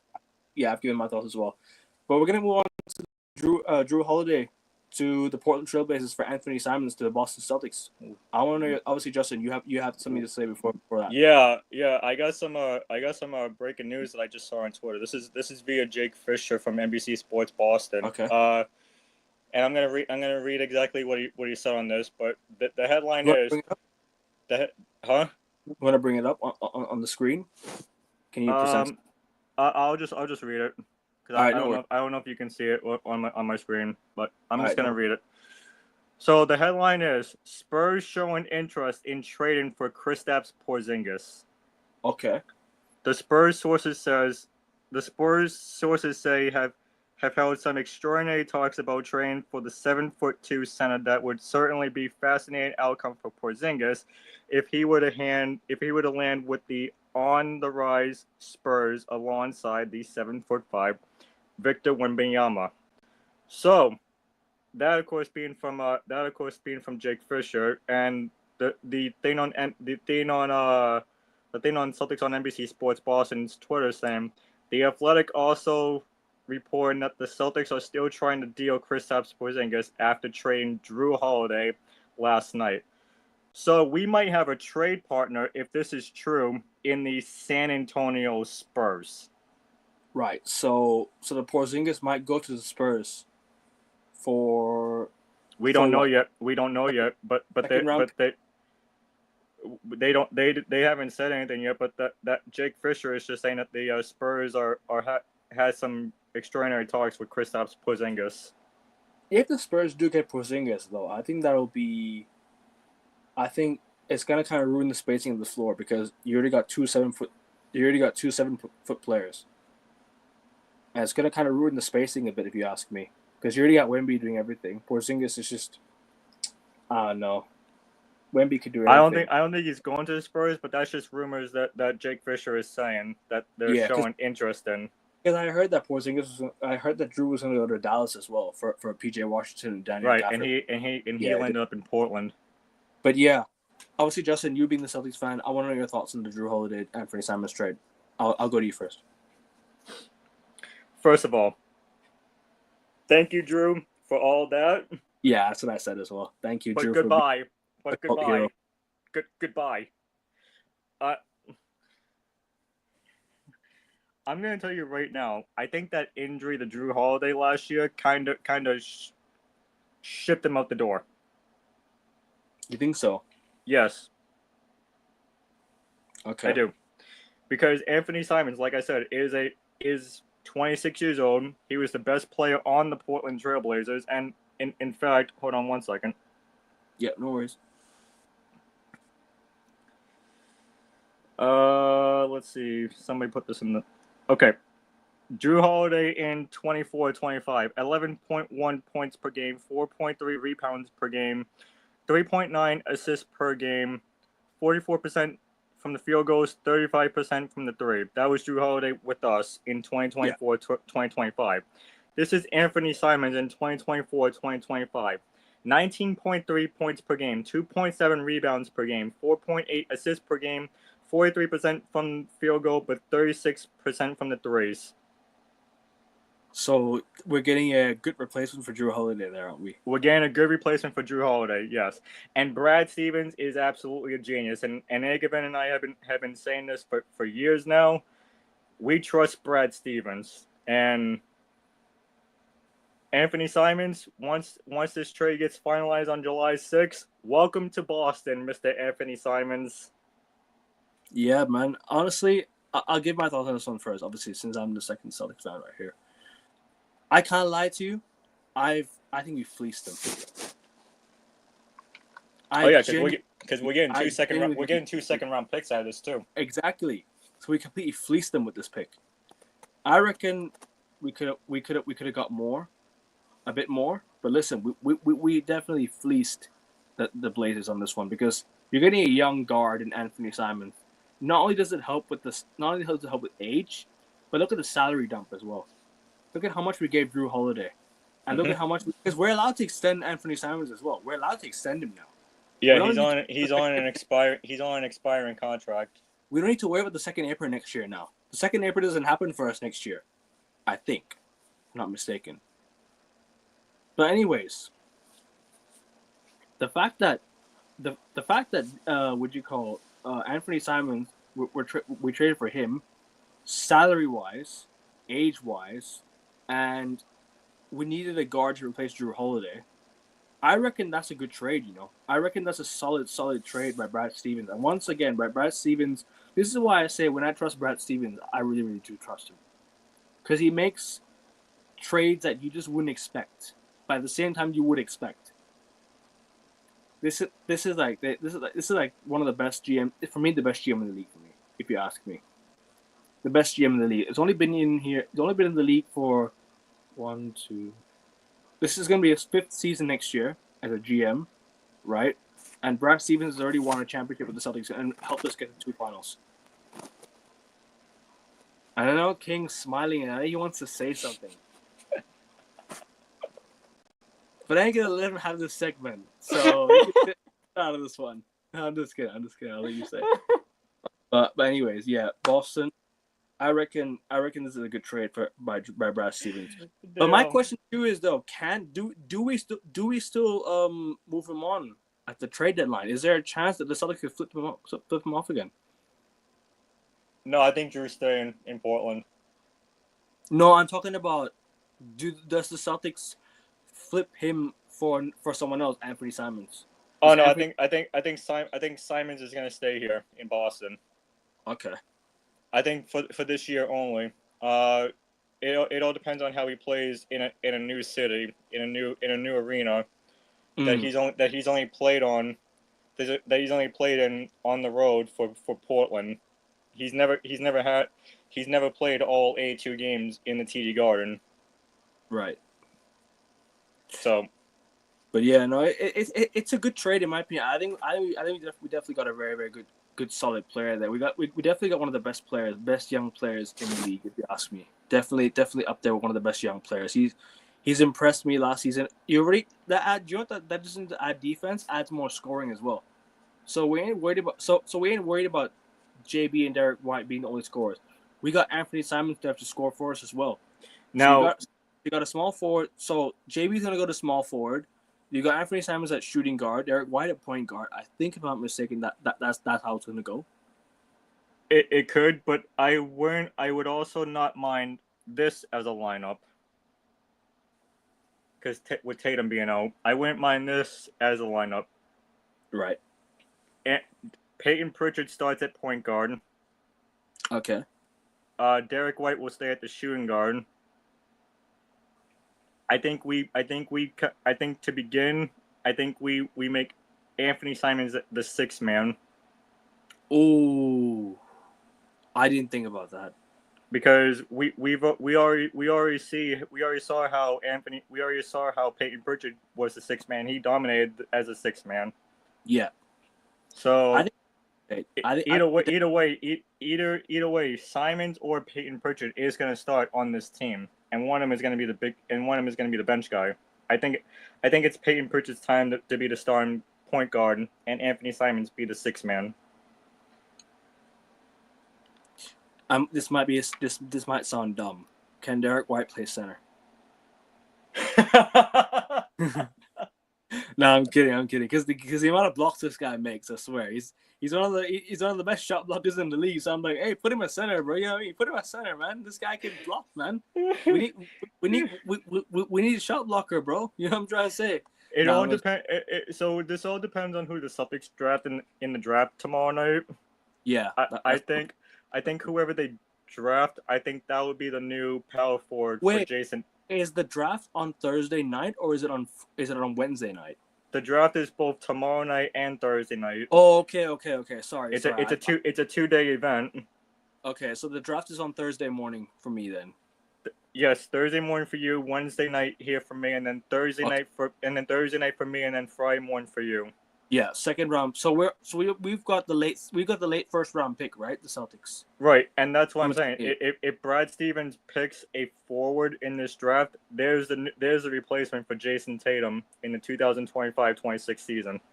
I reckon the Celtics need to go into this draft and draft at least a backup guard, another guard, one more guard, and I reckon we need to draft because Sam Hauser is going to leave. I reckon he's gone. Oh, Sam Hauser and Kristaps Porzingis are already out the door. So I reckon we should go for a shooting guard or a point guard, whatever it is, a guard. Get a guard in and get at least one center in, a big man in that can help with the off the bench. Yeah. In my season, but yeah, King, just give me a quick thoughts on Anthony Simons to the Boston Celtics. I know you wanted to say something as well. I think it's a brilliant trade for the Trailblazers. They got a veteran presence, defense. You know, like they saw one of the best players from the Celtics last year. Wow, that's so 76ers wise of him. I want to kick this guy out stream so bad. No, I'm kidding. No, for serious. I think it's a brilliant trade from the Celtics. I think not only do you get a younger guard compared to Drew Holiday, you also get a couple picks as well. I think that's what the Celtics needed to do this summer. They needed to get younger. They needed to get a bit more youthful. I mean, it is a shame that you're losing Drew Holiday because the defense, the leadership that he brings to the squad. But I think it was the right time because I think he maybe had only maybe another year left in him. But yeah. I think getting the best player on the Trailblazers and Anthony Simons is a perfect substitute, especially without JT for next season. I think if you can make another good deal for Porzingis, I think you'll be on the path to make a team that can at least compete to get to the playoffs next year, and then the year after to go for the title again. And Kane, I don't think playoffs should be an issue next year for us. I think it's more whether we can sort of become a finals contender the following year rather than the next year. Sorry, go on. And Kane, you brought up Kristaps. I'm not sure if you heard me say what the rumors were on Twitter, but there's a possible chance that Kristaps is being shopped around to the San Antonio Spurs. Yeah, that would make sense. I don't know if I think would be better if you shopped him to the Warriors and get Kuminga in return. I think that would be a better deal. See, I wouldn't mind that, but then I don't want to. If we did make the finals this year without Tatum, I don't want to face Kristaps in the finals without Tatum. I don't think. I think if you looked at him in the playoffs, he was just injured for most of the time. Yeah, that's true. So I don't think you're seeing him in the finals. So Yeah, I and send I him off was somewhere I and get think the Spurs, and I something was good in also return. and I was also reading off of Drew Holiday and Anthony Simons' stats from last season. Anthony Simons has a better points per game last season than Drew Holiday, yeah, and Drew Holiday is like third choice, fourth choice yeah. compared to first choice. But sorry, go on. So, okay, Kane, in your unbiased opinion here, Yeah. because I know you're a 76ers fan, but in your unbiased opinion here, um, who do you think starts at point guard for the Celtics? Peyton Pritchard or Anthony Simons? Good question. You know, Could be interesting. I don't know. Would you pick the guy that you're more loyal to? I don't know. I think for me personally, I think it would be easier to put Peyton Pritchard at the point guard because he knows the team, and Yeah, then ease Anthony Simons in, and then yeah, eventually turn them back the other way around. So I think at the start of the season, I think Peyton Pritchard, but towards the end of the season, I think Simons will take over that role. yeah. I definitely agree with all that, and I think the only time that I would wait, what does that say? 10 to 10 to 12 12. with the Celtics with the Celtics regarding trading for Kristaps Porzingis this offseason. Okay, Yeah. so here's my thoughts on that. I agree with you, Kane. I think Peyton Pritchard does start. Here's the thing, though. If once we get to that Portland game, and if Derek White is injured, then I would put Pritchard point guard, Simons shooting guard, because if Derek White is in, I'm not trying to like say injuries are gonna happen to Derek White, but let's say that it does, and we go to Portland without Derek White. Simons is gonna go off because he was in Portland this past year, so I think Pritchard and Derek White will start, and then Simons comes off the bench. But I wouldn't be surprised if Joe Mazzulla puts Simons in the lineup once we go to Portland for our West Coast trip next season. Yeah, definitely, it's a possibility. But I think just to start with, I think you stick to the players that's been there already, just because I think they'll be more comfortable with each other. Yeah, Simons is better off the bench initially, but I think eventually you put him in the starting lineup because I think he'll show his level. So yeah. But it'll be interesting to see who you get for Porzingis in return, because then that will determine what your starting five will be, and then when JT returns as well, then that makes a couple changes as well. And then one more question for you, Kane, before it even goes on. Obviously I brought up the Spurs, and so Aikman mentioned that if the Spurs did trade for Kristaps, do you think that would like ruin the whole entire like floor space, because they got Wemby at 7'5", and then they got Kristaps at 7'2"? Yeah, I don't. For me, I feel like when it comes to the Spurs, I think they need to build. They need to treat Wemby like Bucks treated Giannis at his best. Allow him to have the middle and just put shooters around him. So I think if you're gonna use Porzingis as a stretch big, then that would make more sense, because then I think a lot of people are gonna struggle to defend him on the perimeter. So yeah, that would make sense. But I wouldn't want him to be in the paint, because I think that would lose what Wemby is. I think Wemby's the guy that you stay in the paint on both sides of the court, and you spread the court around him, so you get four shooters on the outside.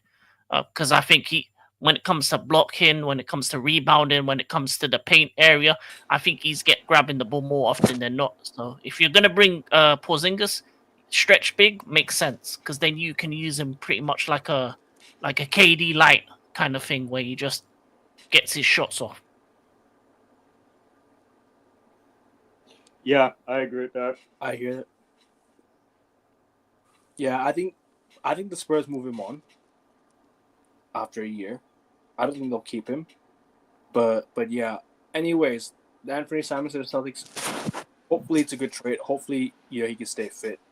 Anthony Simons for me will be a good third option if he starts. or a good fourth option if he comes off the bench. But listen, I hear your thought. I hear your thoughts. Any news? Any more news as of late? Other than the Knicks going for because obviously me and Justin already spoke with the Celtics on the Celtics show with Jesse and was it Ben? We did this show with the Celtics already, so we're gonna forget the Celtics for a bit. There's a team that we haven't spoken about. We spoke about the Warriors' future. We spoke about Cavs' future briefly. Yeah, I guess we mentioned everyone already. We pretty much did. Yes. Yeah. So there's only one team we haven't spoken about is Denver, and I guess Minnesota. Yeah. We haven't spoken about Minnesota, and we spoke with the Pacers. We spoke with OKC. Yep. We spoke about Cleveland. We spoke about the Knicks. We haven't spoken about the Knicks. We haven't spoken about the Timberwolves. And we haven't spoken about the Nuggets. So the Knicks. You know what? Since we're in the Eastern Conference, let's stick with the Knicks. Yeah, I was gonna go with the Knicks because obviously I had news today coming in from the Shams, right? That the Knicks are gonna look to bring in the Minnesota assistant coach potentially. He interviewed King. I'll go to you first on this one. The Knicks and the head coach vacancy. I think this is really important for them because I think their starting five is solid. I just think they need a coach that can allow them to still have the same amount of wins but rotate them a bit more. I think the problem with Tim Thibodeau's style is that he never gave the starters rest, and you saw that when it came to the playoffs that they were very tired. Mm-hmm. Outside of that, I think the Knicks need to just look to bolster up the bench because the bench options aren't good enough for me. So that's the two things. I think in terms of the assistant coach for Minnesota, I don't really know much about him, but I think if they believe he's the right option, then it's going to be up to him to prove himself, really. But I think you need a young coach. I think you need a young coach with fresh ideas. And yeah, it'll be interesting to see how they go because their starting five can be deadly, but their bench is less to be desired. So it's a very difficult one with them. And also, I don't think they have that much time before they may have to move some pieces on. Justin, over to you. Yeah, I agree with Kane on everything that he just said. Tom Thibodeau, like, he was a great coach, but he obviously, like Kane said, didn't do what the Knicks wanted him to do.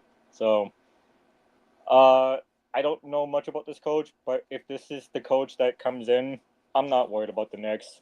I'm not worried about the Knicks at all. The only player on the Knicks I'm going to be worried about in this new coach is Jalen Brunson and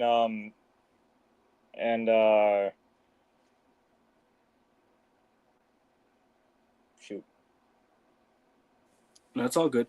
I reckon the Knicks had a decent run with Tom Thibodeau. I'll be honest with you. I'm surprised he stayed that long. I'll be real. I thought he should have got sacked years ago. I thought he should have been fired years ago. I'll be real. I think he should have been fired the year the Knicks missed out on the playoffs. The year after they made the conference finals. I think it was not the conference finals. Sorry, the year they lost to Atlanta. The following year they didn't make the playoffs. Right, the Knicks. So I reckon he should have been fired then. I'm surprised he stayed that long. But I'm gonna be real. I think he had a good run with the Knicks.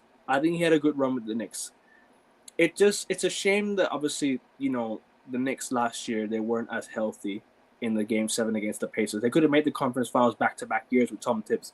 But honestly, I think bringing in the Minnesota assistant coach might be a good move. Will it scare me? I don't know. It depends on how they can adapt to a new young coach or a new coach's style.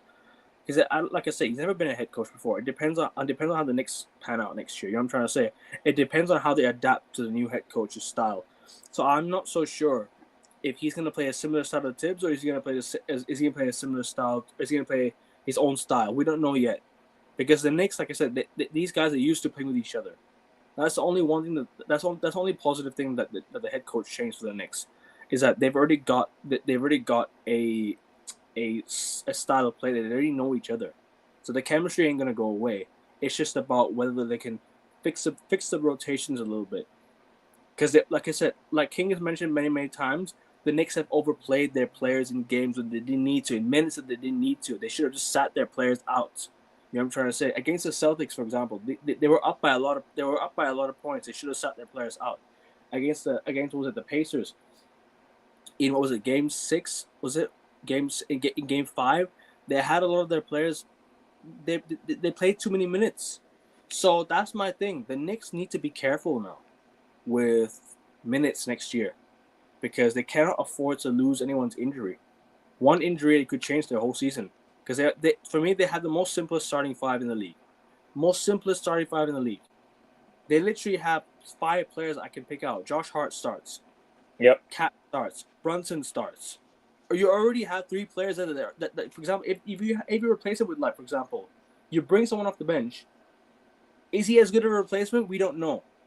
The Knicks' bench depth is a bit of an issue, if you ask me. They need to fix their bench. But I reckon the Knicks have a good starting 5. It just depends on, like I said, style of play, new head coach, if they can adapt to it. Whether they're going to play a new system or is he going to play a new sort of, or is he going to keep the same? Because, like I said, these players already have the chemistry. They already play with each other. But I don't know. I'm not really going to, give my... I mean, I'll give you my thoughts, but I'm not really going to give you my... I don't really have basic knowledge on the Knicks as like that because I'm not a Knicks fan. But that's what I can say about the Knicks. As of what I think about Minnesota, I reckon they'll be fine still. I reckon they just run it back, if you ask me. I think Minnesota just runs it back. Except maybe add a few players, add a few bench players. I honestly think that the Timberwolves do run it back, but I think Julius Randle needs to go. Okay. And I think that I think this will be the last year of Rudy Gobert in Minnesota. You think? Yeah. Okay. I think once those two gone, I think the Timberwolves need to build around the young star and Anthony Edwards. Yeah, I agree with you 100%. 100%. I think trading away Cat was a mistake still. I still think trading Cat was a huge mistake. Oh, and I also think that Dante DiVincenzo is not going to last long in Minnesota as well. Okay. Fair enough. But yeah, I've said my part about the Knicks. I've said my part about Minnesota. Justin, you can go first on Minnesota. Oh, I already did. I already said my piece. I think Gobert is gone after the season. I think Randall's gone. I think DiVincenzo's gone. And they need to build around Anthony Edwards, plain and simple. King, quick thoughts on Timberwolves, and then we'll move on to Denver. And you can start with Denver. Okay. And have you given your thoughts on the Knicks already? Yeah. Yeah, but I just want to add one more bit. The other thing with the Knicks is last season 3 of their starting 5 was top 5 in minutes played as well. So yeah. Also, already too many minutes. Speaking of Minnesota, DiVincenzo needs to go to the Knicks. Join his Villanova brothers. Put the team together. Wasn't he already there before? He was there, and then he got traded to Minnesota. Hey, bring him back, man. Villanova to the world and back. You know what I'm saying? But no, for Minnesota, I think Rudy Gobert needs to be moved on, and they need to build around Anthony Edwards. But if they don't do it quick enough, I think he will request a move because I think he's too good to be in an average franchise. I think he is the kind of caliber of player that will request a move if he doesn't get the things that he needs to win. Because I think he's that competitive. They will make a move if they don't do him right. Yeah, sooner rather than later. Yeah, because in Anthony Edwards' last 2 seasons with the Minnesota Timberwolves, he got bounced in the Western Conference Finals to both Dallas and the eventual champions Oklahoma City. Yeah. And he played his heart out during the playoffs. I think he did. He played his heart out. So yeah, he's on another level. So if they don't get him right, yeah, he's gonna be gone. And then for Denver, I just think, I think they need to move on. I think they need to move on. What's his name? Aaron Gordon and MPJ and bring some different pieces in. I think Jamal Murray and Jokic together are good. Yep. But the other pieces need to be maybe moved around and changed and upgraded. Because I think if you looked at the playoffs, there was only really two guys that would ball out. I think Aaron Gordon was okay at pieces. MPJ was too inconsistent.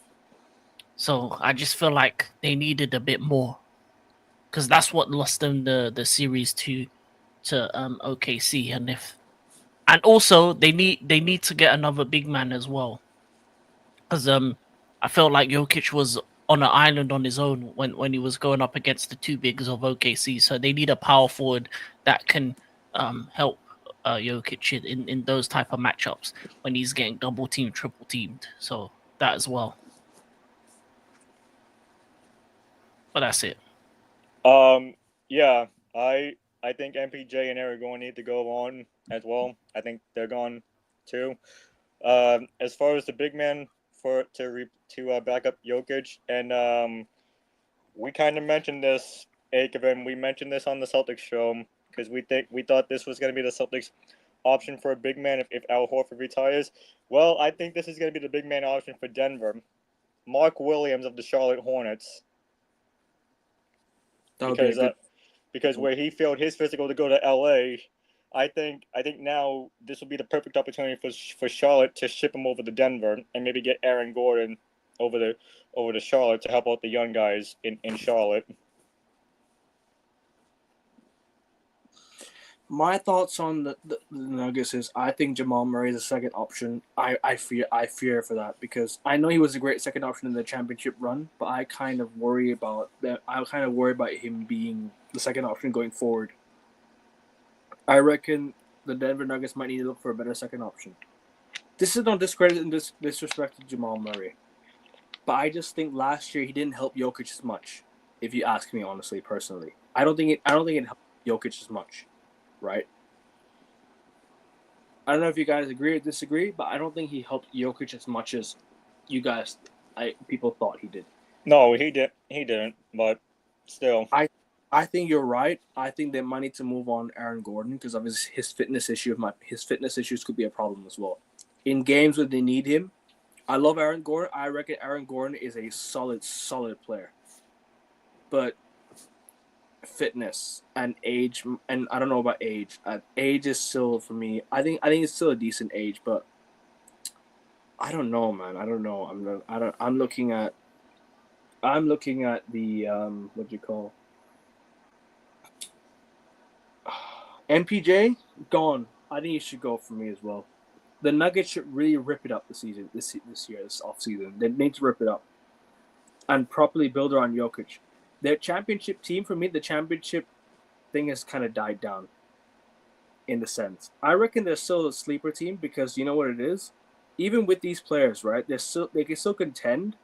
But in my opinion, to go and win it, I just don't see them getting past OKC and Houston with this team. They're still a good team, but in terms of if they want to get over the line, you're right. Bringing in a player like Mark Williams could be a good option. Replacing MPJ with a good shooter could be good. You know, and also getting a replacement for Aaron Gordon. Who do you guys say a replacement for Aaron Gordon was? You said Mark Williams, yeah? Mark Williams. Actually, no. Sorry, I take back the Aaron Gordon take. I think he should stay, but find a good backup replacement for him. That's what I think. Find a good replacement for him. And for me, in terms of Jamal Murray, second option, yeah, nah. Maybe bring someone else in. Oh, maybe Jalen Green could be perfect. Maybe this could be the trade for Jalen Green. Denver. Play alongside Jokic. You're already a decent enough guard, right? You go to and if Phoenix flips him off, hey, listen, Denver is the perfect place for you to go. Play alongside MVP caliber Jokic. Who says no to that? Genuinely, who says? I still won't be an issue as well. I still think Jalen Green ends up in Indiana. I don't know about Indiana. I'll be honest with you. I reckon if he had the option, right, to go, where do you think he's going? Playing alongside MVP caliber Jokic, or being just a replacement for Tyrese Halliburton for 1 year? Because I reckon you're playing alongside MVP Jokic is going to be something else. You choosing to play alongside MVP could help you with not just your game, but could help him as well, help the team, because you already got the guy who's doing all the stuff, who's putting out the numbers already. You as a shooting guard playing alongside one of the arguably the best player in the league right now, it could change you. It could change your career. It could change your career completely. So if I'm Jalen Green, I'm going to Denver to replace Jamal Murray as a second option, because that could be a good second option for Denver. I'll be real. And Jamal Murray, look, I don't listen. I'm not the one to say Jamal Murray's a bad player. He's not a bad player. I just think he didn't help Jokic as much compared to most seasons. Last year he didn't help him as much. If they move him on, I won't be surprised. But if they can find a way to make him the third option, still, that could help. That could help still. And in my opinion, I keep Aaron Gordon, and try to bring in a backup for him, because when you lose when you don't have your fit center or power forward in a game 7 that matters most to you, then it might be an issue. So I bring in someone that could replace him going forward. But yeah, I don't know if you guys want to add anything to that, and then we'll move on to something else. No, I'm pretty much good. Can you go on anything, or you want to move on? No, nothing else, Dad. Yeah, Denver just need to make some changes. That's it. I reckon Jalen Green would be a perfect for Denver, honestly, for me, in my opinion. But yeah, King, do you want to bring up this this thing where we grade every team? You want to grade every team's season? How? What? Bring up the standings? No, let's do my template, something like that thing that we always do. That thing that always YouTubers love to use. I don't know the site. Do you know the site?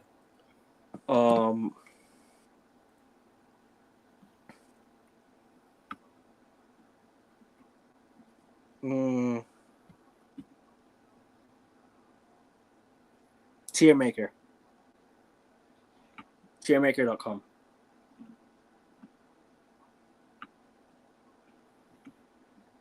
And bring it up, and we'll make sure that we rank every single team based off of the season, and we'll just talk briefly about them. But guys, as King's doing that, make sure you guys hit the like button on your way, and then subscribe to the channel as always. Sub to King's channel; he's close to 40 subs. Sub to my channel. I'm one sub away from 335 subs. If you guys could sub, or I'm not sure if I've already been there, if I reached there already. Give me the 340, guys. 340 subs would be good, guys. Come on. I'm at 334 right now. Just one sub needed, people. One sub needed, 335. Come on. Just one sub will be good. And then 340 will be next. Come on, people. You know the drill. And I'll be live later with Rasta on my channel. So we'll be doing the United show. Make sure you guys do tune into that one if you're a United fan. Obviously, you want to leave your thoughts in the comments. Make sure you guys do so. Make sure you do so. I just want to quickly address something in the chat. Yeah, earlier. I know it shouldn't really matter now. But if you want to ask personal questions, about religion, you want to ask questions about, you want to ask questions about politics, this is not the place to answer all those questions. Me, King, and Justin will not be answering these questions on this channel. We'll be answering them on world politics. So authentic world analysis is the place to go if you guys want to check out world politics, questions about religion, questions about whatever you want to ask. Go over there to authentic world analysis, and we'll answer your chat.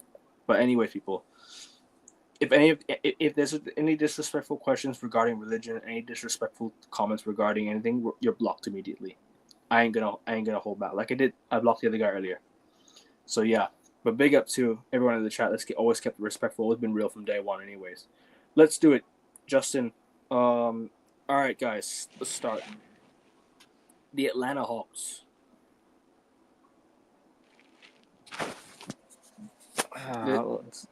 Unless you want to rename the rankings. King. S is champion, so let's put Thunder in that anyways.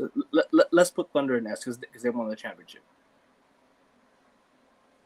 Or them. Oh, my bad. I'm on the wrong thing. Yeah, Thunder and S. All right, Atlanta Hawks.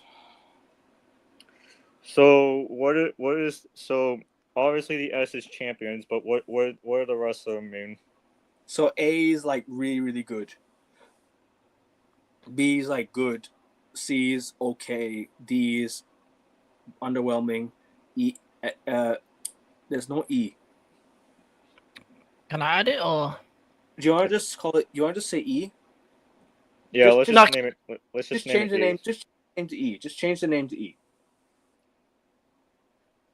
You can change it to E. You don't have to keep it F.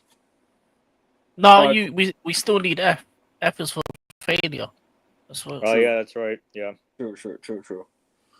All right, Atlanta Hawks. I'm putting them at C. Yeah, I would probably put them in D actually, just about D. What do you say, King? Atlanta. What did they do? They finished in the play-in, but they didn't make the playoffs. Yeah, missed they out on- lost. They lost to the Heat in the I play-in. think considering that they traded their players, DeAndre Hunter left. They were kind of in like a midst of a issue mid-season. I think I would put them in D. I think they still had an okay season. I still think they had a decent sort of season, but Do you mean Jimmy Butler left Miami or Atlanta? Oh no, Atlanta was. Jimmy Yeah, Butler. Andrea. Yeah, no. Oh, okay. Oh yeah. So what? C or D? I'm going D, and Justin's going C. But what are you saying, King? What do you think? I'll put them D. Yeah. Play it. D is fair. D is fair. Boston This is going to be easy for me. Boston is going to be in the B. B. Yeah, that makes okay. sense. Really? Okay, because I know I mentioned on the Celtics talk with you, Jesse, and Ben that this whole entire season was a failure. But I'm looking at this pre-Tatum injury. Okay, fair. But I'm not looking at this as a Tatum injury in the playoffs. I'm looking at this as what they did in the regular season. Because you know what it is, bro. Like we choked those games 1 and 2, right? And we shouldn't have. In my opinion, that's what I'm saying. I'm looking at this as pre-Tatum injury. I'm giving them a C. We could have done better. That's a bit harsh. Second in regular season. You got up until what, the semis? Yeah, so that's a B. That's a B season for you. Okay, fair enough. I don't mind B. It's a B season. It's just with the expectation I had for my team this year. Obviously, you, me, and Auguste, we all said the Celtics would win the championship on the preview, right? We said the Celtics were going to win it. And I'm sure you said, yeah, you didn't.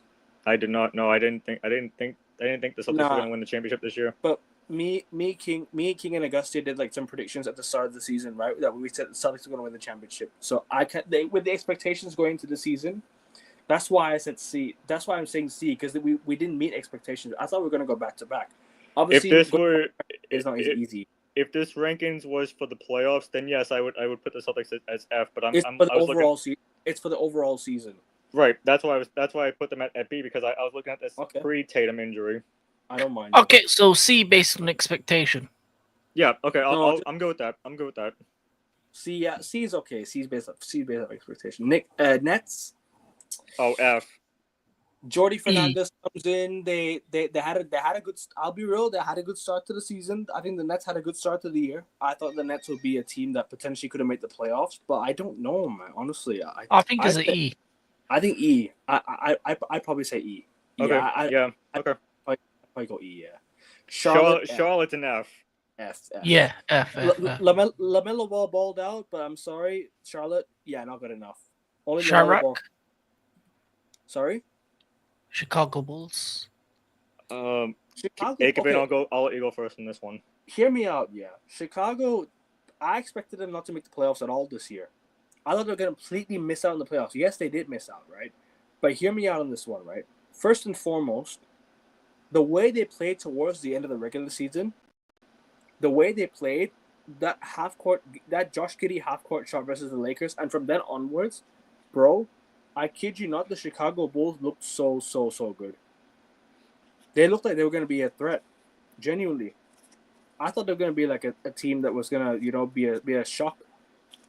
But then, I don't know. I'm gonna go D, because Atlanta and them both made the play-in, so I'm gonna go with D. I'll say D for the Chicago Bulls. Kane? I'm gonna go D with Chicago. I think Chicago. I think it's fair. I I'll, think I'll they give had. my I'll give my decision after I hear what Kane has to say about the Bulls. Like I said, I thought they had a decent run, but just missed out on the end. Just missed out at the end. In all honesty, negative record. Not really. They had a good end, but I mean, it was a bit too late.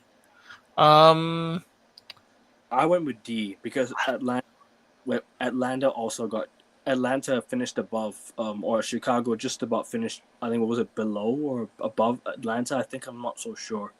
oh, they were below Atlanta. I think Actually, maybe D or E. D or D. E for me. I think D is fair. Honestly, Yeah, I think I'll agree with D. D is Yeah, fair. we'll Yeah. go with we'll see. Yeah, we'll go with D. Oh, well, Cleveland. Cleveland's a B. I think they're an A. Based off of the season. Okay, yeah, based off A then. Based off. no, because you have to also do playoffs, and they didn't really. No, but They didn't. hear me on this one, right? If Cleveland didn't have the injuries that they had in the semifinals at the start, I reckon they'd have made it to the conference finals.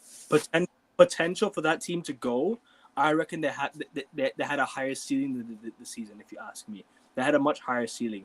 Yes, I know, like you said, they didn't make the conference finals or the finals, but like I said, they fell short because of injuries. If you ask me about the regular season record, they completely dominated the East. They've completely took the East by storm. And they also, at one point, they were dominating the NBA standings as well. So don't forget, I think Cleveland, unfortunate what happened to them, but like I said, it's on Kenny Atkinson that the players overplayed. I'm gonna go with actually, do you know what? I'm gonna go with a B. Fair enough. I'll go with a B. I just think Cleveland had a higher ceiling. Fair. Yep. Fair. But the injuries kind of let them down as well. So we kind of gotta consider that as a Yeah, factor. but it wasn't just injuries. They were bad in that Pacers series. They were gassed out as well, in my opinion. They were gassed out. Yeah, I'll go with B. I think B is fair. I think B is fair. Dallas. Dallas. F. Yeah, F. This is easy. Yeah, Nico Harrison. We don't need to get into that more. F Nope. for Dallas. Yep, F for Dallas. F. I think that's a bit harsh. I don't think they're an F. I think they're an E. Nah, bro. Nah.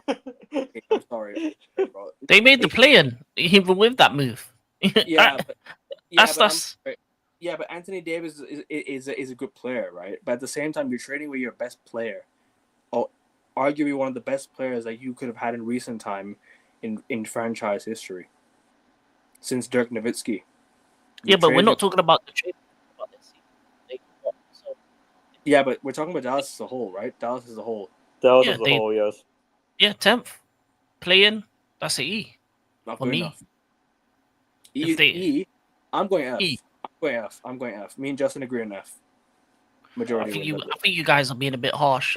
First of all, I think that trade was an amazing trade. I don't know what you're talking about, you Lakers haters. That's why. I see your game. Anyway. Yeah, well, it is. It is what it is. Anyways, Nuggets, Denver. I'm gonna say C. They reached their full potential, in my opinion, but I expected them to make the conference finals as well. They reached their full potential at the end. I'm gonna say C. They lost to OKC, the eventual champions, but yeah, I don't know. Let me wait. Who do? I think they're B for me. B. Because they lost in 7 games, so it's I'm not mad at that. I just think C is a bit more fair. I agree with Ken. I think Denver's a B. Okay. They're a low B, but they're just a B. That's what I'd say. Yeah. No, I hear it. That's not a bad shot. Detroit. Pistons. This is easy for me. I'm gonna go first on this one. Go on. I know they lost to the Knicks in the first round, but after what they did to turn around their season after last year, this is easy for me. I think Detroit gets an A. Yeah. I think based on expectations for the start of the season, I'm gonna go B. I'm gonna go B. Only because they lost in the first round. Right, but if we're talking about a season as a whole, as in regular season, then I'm going with A for them. Because we can talk about where they were last year. Literally, completely the worst team in the whole league. Head coach changed. JV Bickerstaff comes in, and all of a sudden they talked about potentially beating the Knicks in the first round. They should have, in reality, in my opinion, they should have actually beaten the Knicks in the first round. If we're being honest, they should have actually beaten the Knicks in the first round. They got robbed. They got robbed, bro. Big time robbed in one of the games. They weren't better than the Knicks, though. That's the thing. No, bro. They got robbed big time in one of the games, man. Trust me, they got robbed. You Justin, you know, they got robbed, bro. Oh, they did. Yeah, they did. But 100%. So yeah, I'm still sticking with A for Detroit for the regular season. Yeah, I think A is fair, but I'll just go with B just because Detroit Pistons, like I said, if they made the semifinals, I'm going A. It's only it's A because they made the playoffs. That's why I think because they weren't expected to. They weren't expected to do what they did. Okay. All right, we'll go A. I don't. It's a low A, but they exceeded their expectations. Yeah, it's a low A, but it's still A. Yeah, they exceeded their expectations. Golden State. Can you go first on this one? They got to the semifinals, but they traded for Jimmy. For me, I say C. I agree with you. I'm going with the C. I'm going with C as well. The only reason why I say it's a C is because the Warriors had such a good start to the season. Don't forget, they were on a roll at the start of the year. Steph Curry was balling out, right? And Draymond Green was up there with Defensive Player of the Year as well this season. But we have to take into consider that they were just, I don't know, man. The Jimmy Butler injuries and the Steph Curry injuries hurt them at the end. If they made it to the conference finals, they're getting an A for sure. They're up there with a B or an A because look at the age of the players as well.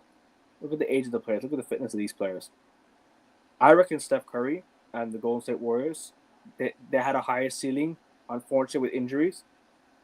But yeah, no, I'm probably gonna say C. You know, C is fair. I agree with you guys. C.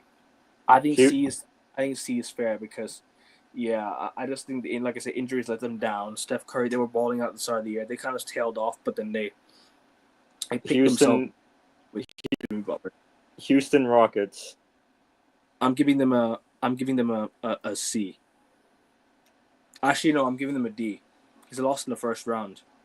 They finished second and they lost in the first round. That's a D for me. What are you guys saying? Kane? I think the Rockets had a higher ceiling as well. They didn't have a high ceiling. What did they do the season before that? You don't think so? No, because the season before that they were what? They weren't even that good the season before. They didn't even make the playoffs the season before. They were 11th. So they went from 11th to the second seed.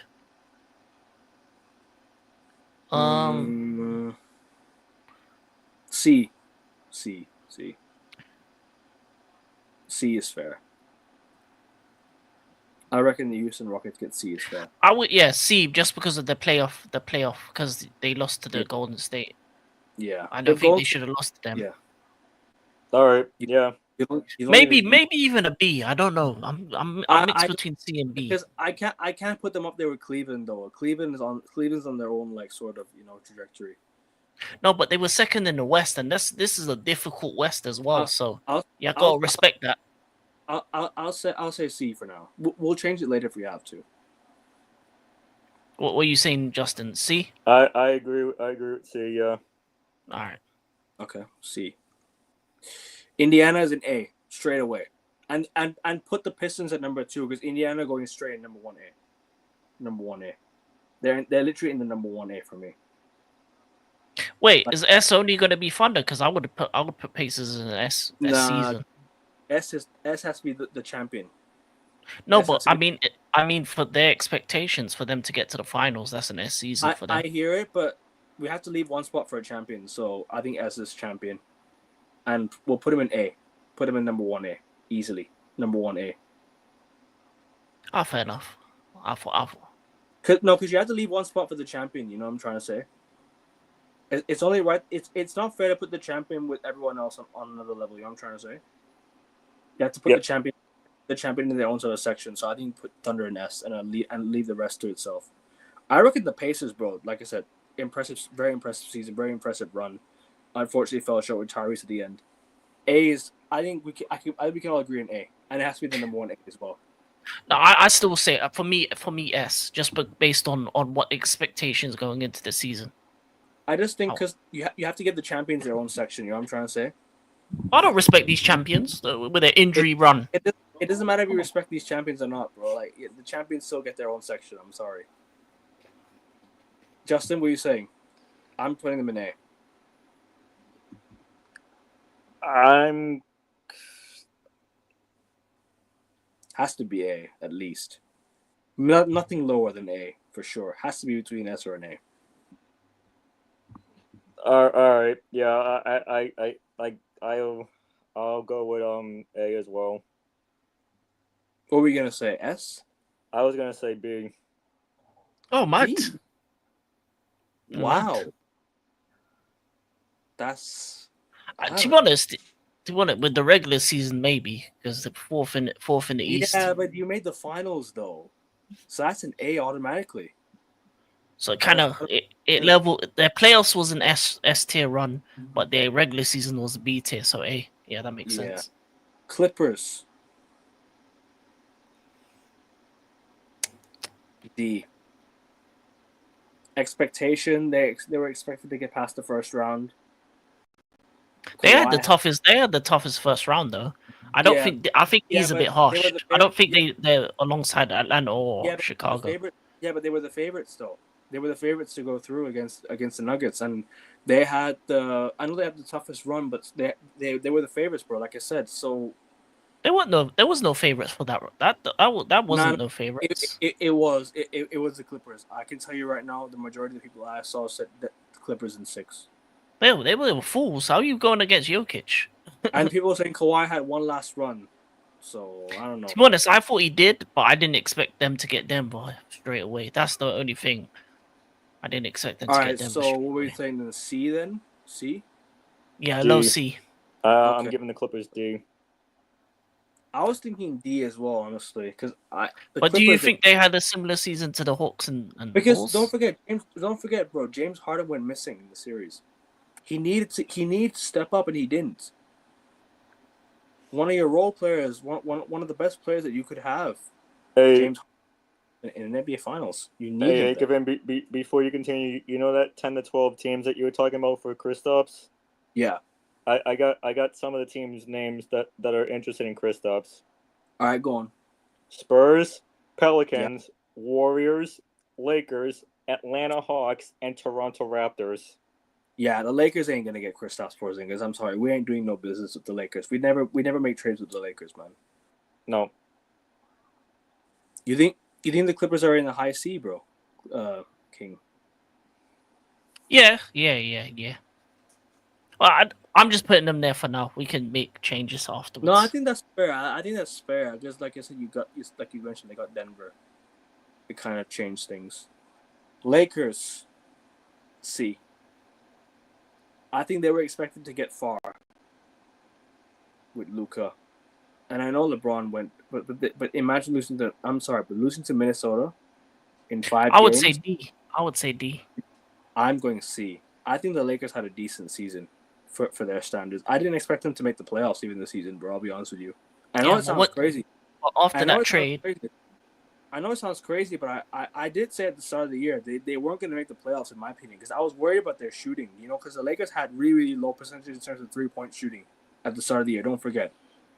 You already know how it was at the start of the year when JJ Redick took over. They were struggling. I know it was preseason, but they were struggling in those games.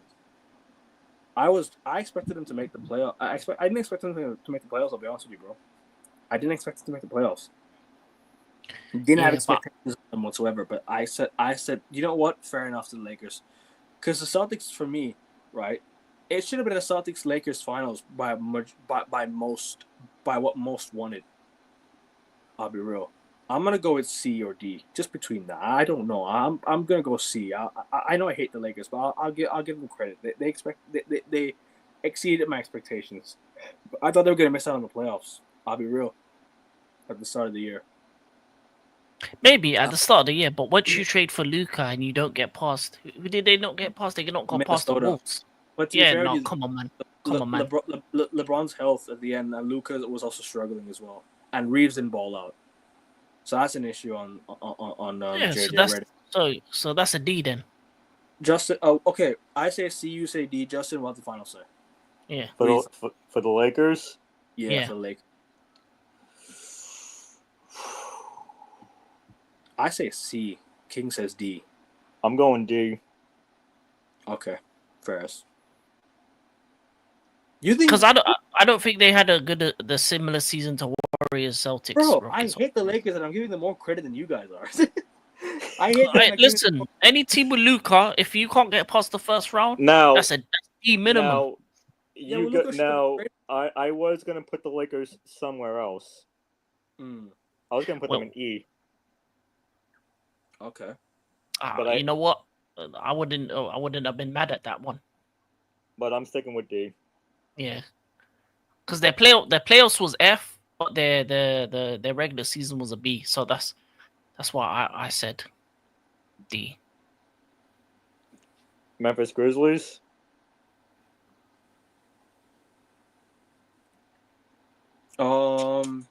E. E. Yeah. No. D. They got swept in the first round. They fired their head coach. First round exit. D. D for me. D. What did you say, Justin? I said E, but I'll. But. A D, but low D. Yeah, D is fair. Pause. Miami Heat.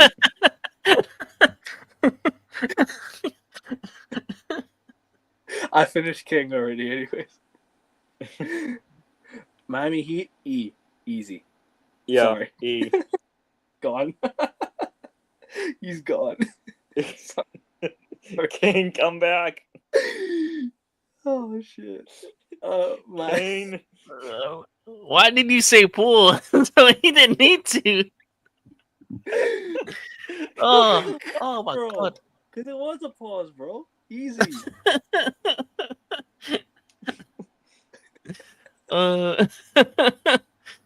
Miami Heat, they're going in E, man. I'm sorry. It was a terrible season for the Heat. God, that was terrible. Terrible season by the Miami. But yes, Miami Heat gets an E. E for me, easy. I'm sorry. Like that's with the players you have, Tyler Hero, Bam Adebayo, I expect them to be a bit better. Like a 6th seed in the East at least. Sorry, this is just poor. Like subpar. Like this is just subpar level, bro. Sorry. Milwaukee Bucks. I'm gonna give them a D, only because I expected them to get past the first round. But if it wasn't for Dame's injury, things could have changed. I'm gonna go. Yeah, Milwaukee. I'm giving the Bucks the D too. Yeah, because the thing is, right? Like the Bucks in the first round. The Bucks in the first round, they lost to the Pacers, right? Eventual finalists. But I'm sorry, like with Dame's injury, with Giannis, with everything, how everything went. I don't know, man. I expected more from the Bucks, but then again, injuries played a factor. So I'm gonna go with Bucks in D. So we both got D. What about you, King? I would have said E. I think there's because remember their start of the season was really bad. Then they picked it up. That's true. Okay. So can we just change it to E then? Yeah, that's fine. I don't mind E, but at the same time, I think D. I think because the Bucks at least took a game from the Pacers, and the Heat got swept. The expectations going into the season was to be up there, maybe into the finals, because obviously if you have Giannis in your team as well, you can't be losing like that badly. Yeah, no, I hear it. Minnesota Timberwolves. I'm giving them a B. King? And I'll explain to you guys why first and foremost. Yeah, at the start of the season, we all raved about the trade that they made up with Karl Anthony Towns going to the Knicks. We all said that's the Timberwolves finished. That's them finished. They ain't gonna make it to the conference finals. Yes, I know Golden State has Steph Curry out, but still, to get back to where you were last year when you weren't expected to, that's a B for me right away. Nobody thought the Timberwolves would be in the conference finals in this stacked West. So yeah, I'm going with B. B. Yeah, I got. Because they got past Go the ahead, Lakers. Justin. I didn't expect the Timberwolves to get past the Lakers. I got B. Because I thought the Lakers would sweep them, bro. I'll be honest with you. I thought the Lakers were going to sweep them. I thought it was like Lakers in 4. And I was like, the Timberwolves, fair enough, man. They did their job, man. They did the thing. They got past the Lakers. They got past the Warriors. 2 eventual conference finalist contenders, if you ask me. I know the Lakers had injuries. I know the Warriors had also Steph Curry out and Butler being unfit. But I got to give credit to the Timberwolves, man. Still, I'm going to go B. Kane? B. If it was just based off their playoffs, it would have been an A. But because of their regular season, it demotes them to a B for me. I just think I think their regular season wasn't that great, but their playoff run was sensational. And can we move the Celtics to a B? No. I was thinking about it again. I think we should be in B. You went from champions to out in the semis. Yeah, but that's what Denver. That's happened to every single championship in the past 6 years, bro. That's what happened to every single championship in the last 6 years. That's no excuse, man. That's poor form from the Celtics. No, I'm putting us in B. Because if the Cavs lost in the semis and they get a B, the Celtics should get the exact same. No, because their expectations were different from yours. You're the defending champions. You can't go out the semis as defending champions. All right. And especially what you did in the first 2 games in that series where you... Yeah, he's right. Fair when enough. you dropped 20 points. Pelicans and F. Easy. Pelicans F. Pelicans Yeah. and F. Yeah, They had under 10 wins this year, man. They ain't going to get nothing from me this year. yeah, man. F for the food that Zion's eating. Zion couldn't stay healthy. CJ McCollum couldn't stay healthy. And King, I agree with you. Actually, let's move Dallas to E. I think, now that I think about it, I think Dallas should be in E. What, Dallas up to E? Yeah, I think Dallas should go up to E. Yeah, just about up to E. I think Bucks should be in D. Okay. No, we'll stick Bucks in E because I will change it later. Knicks should be in B. Yeah, B. Just about B. Yeah, just about B. I'm not giving the Knicks an A. No way. To be fair, they're not an A. They got to the conference finals, but they lost to an inferior team. Did we expect the Celtics to get past the Knicks though? Sorry, no. Did we expect the Knicks to get past the Celtics? No. So they took them the defending champions. So I mean, you got to give them an A, right, for that. As much as I they lost to the inferior Pacers. Yeah, so they kind of cancelled themselves out. Okay. They should have made the finals. How about B? B for the Knicks. Is B fair? They're the highest on B, I would say. I think Timberwolves should be as higher than. All right, cool. Orlando, I say C. Orlando C. Because they lost Mo Wagner and Jalen Suggs to injuries. They should be a higher seed in the East if they had all those guys, in my opinion. I reckon the Bucks versus Indy first round matchup. Magic versus Indy first round would have been crazy to watch if they had everyone fit. Well, Orlando. Yeah, I reckon Magic versus Indy could have been a really good first round matchup to watch. I think Magic, obviously losing Jalen Suggs and Mo Wagner to Indy, I reckon that was a bit of a letdown for them, getting gentlemen swept by the Boston Celtics. I'm putting them in C, just in C. Yep, C. I would have put them in D personally, but yeah, we'll go with C. But why though? Same reason? Because they were 50-50 in them terms of the regular season, and then they lost in the first round of playoffs. But even with all the injuries, they still managed to get to the playoffs, and at least you know what, they sort of turned the season around again. So I'd say C is fair. Sixers are in F. I was gonna say, can we gotta let King go first on this one because this is his team. All right, sorry. Let's redo it. Philadelphia 76ers. King, take it away. First of all, my team was an S tier. We tanked expeditiously well. Yeah, greatness. Yeah, greatest tank of all time. Good night, guys. Got a top Subscribe to 3 pick. Sports. I'm out. Got a top 3 pick. No, honestly, we're F, bottom of the bottom. God.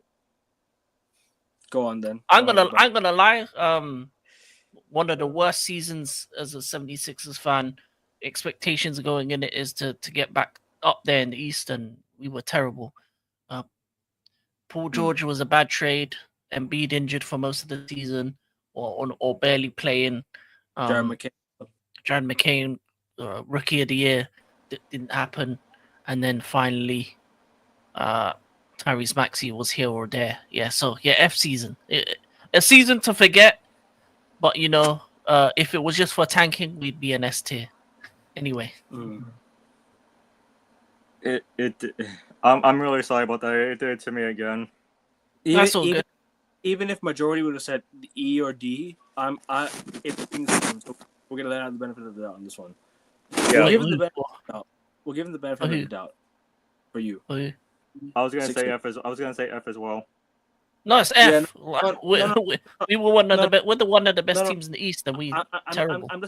I'm just giving you an example, right? Even if me and Justin said D, right? For example, for the Sixers, we're giving you the benefit of the doubt because it's your team.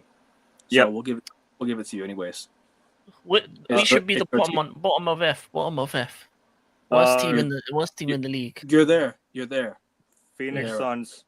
F. Another F team. Yeah. All right, KD, Book, Bradley Beal. Yeah, F. Made the playoffs. They started off so well.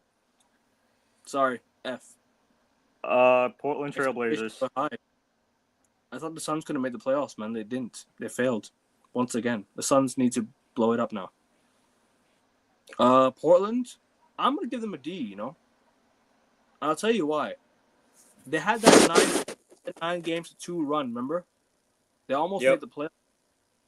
I thought they had a decent run, but I know they fell short. But I think D or E is fair. I'll put them E. Yeah, I got them at D. D. Yeah. I don't know. Actually, you know what? Now I think about it. Yeah, because they didn't make the playoffs. Because the teams the teams in D all made the playoffs. I'll go with E. Wait. Yeah, I think they're E. They're the highest of E's. Yeah, I'll put them in the highest of E's. I agree. Just about.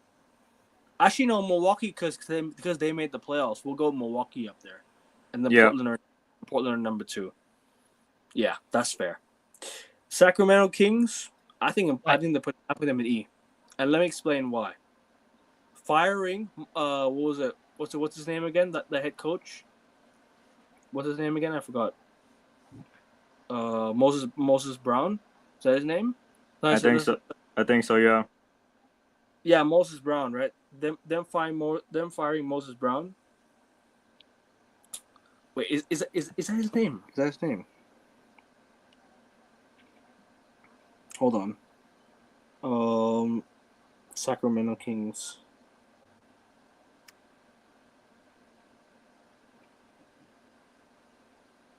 Mike Brown. Sorry, not Moses Brown. Mike Brown. Mike Brown was the head coach. They fired him, traded away De'Aaron Fox. Kings were definitely up there as a team that could have potentially posed a threat. They ruined it. The front office have ruined this team.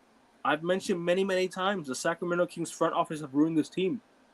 What was once a very, very good core of players, in my opinion, has just been ruined.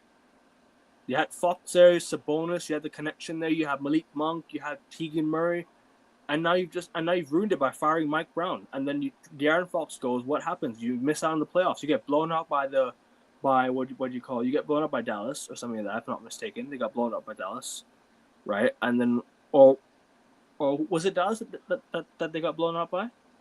Not mistaken. Yeah. Yeah. Sorry, man. No. In E for me, at least. E. Huge mistake on their end. What do you guys say? Huge mistake. I agree. I agree with E. Yeah, E. Bottom of E. San Antonio Spurs. Can I go first on this one? Go on, bro. Yeah, go ahead. F. No, that's yes, harsh. yes, no, I don't care. I do not care. They get an F because okay, the Aaron Fox trade was the best one. That was the best decision that they made. But once Victor Wembanyama went down, they did absolutely nothing. So yes, F. They could have made the playoffs though. They could, but they didn't. F. Okay, I'm sticking by it. I'm going I agree. I agree. F for me. I'm going The low first E. in F, but F. I'm gonna go very low E. I think Just F for me. Toronto Raptors. Toronto. E. F for me. I go E.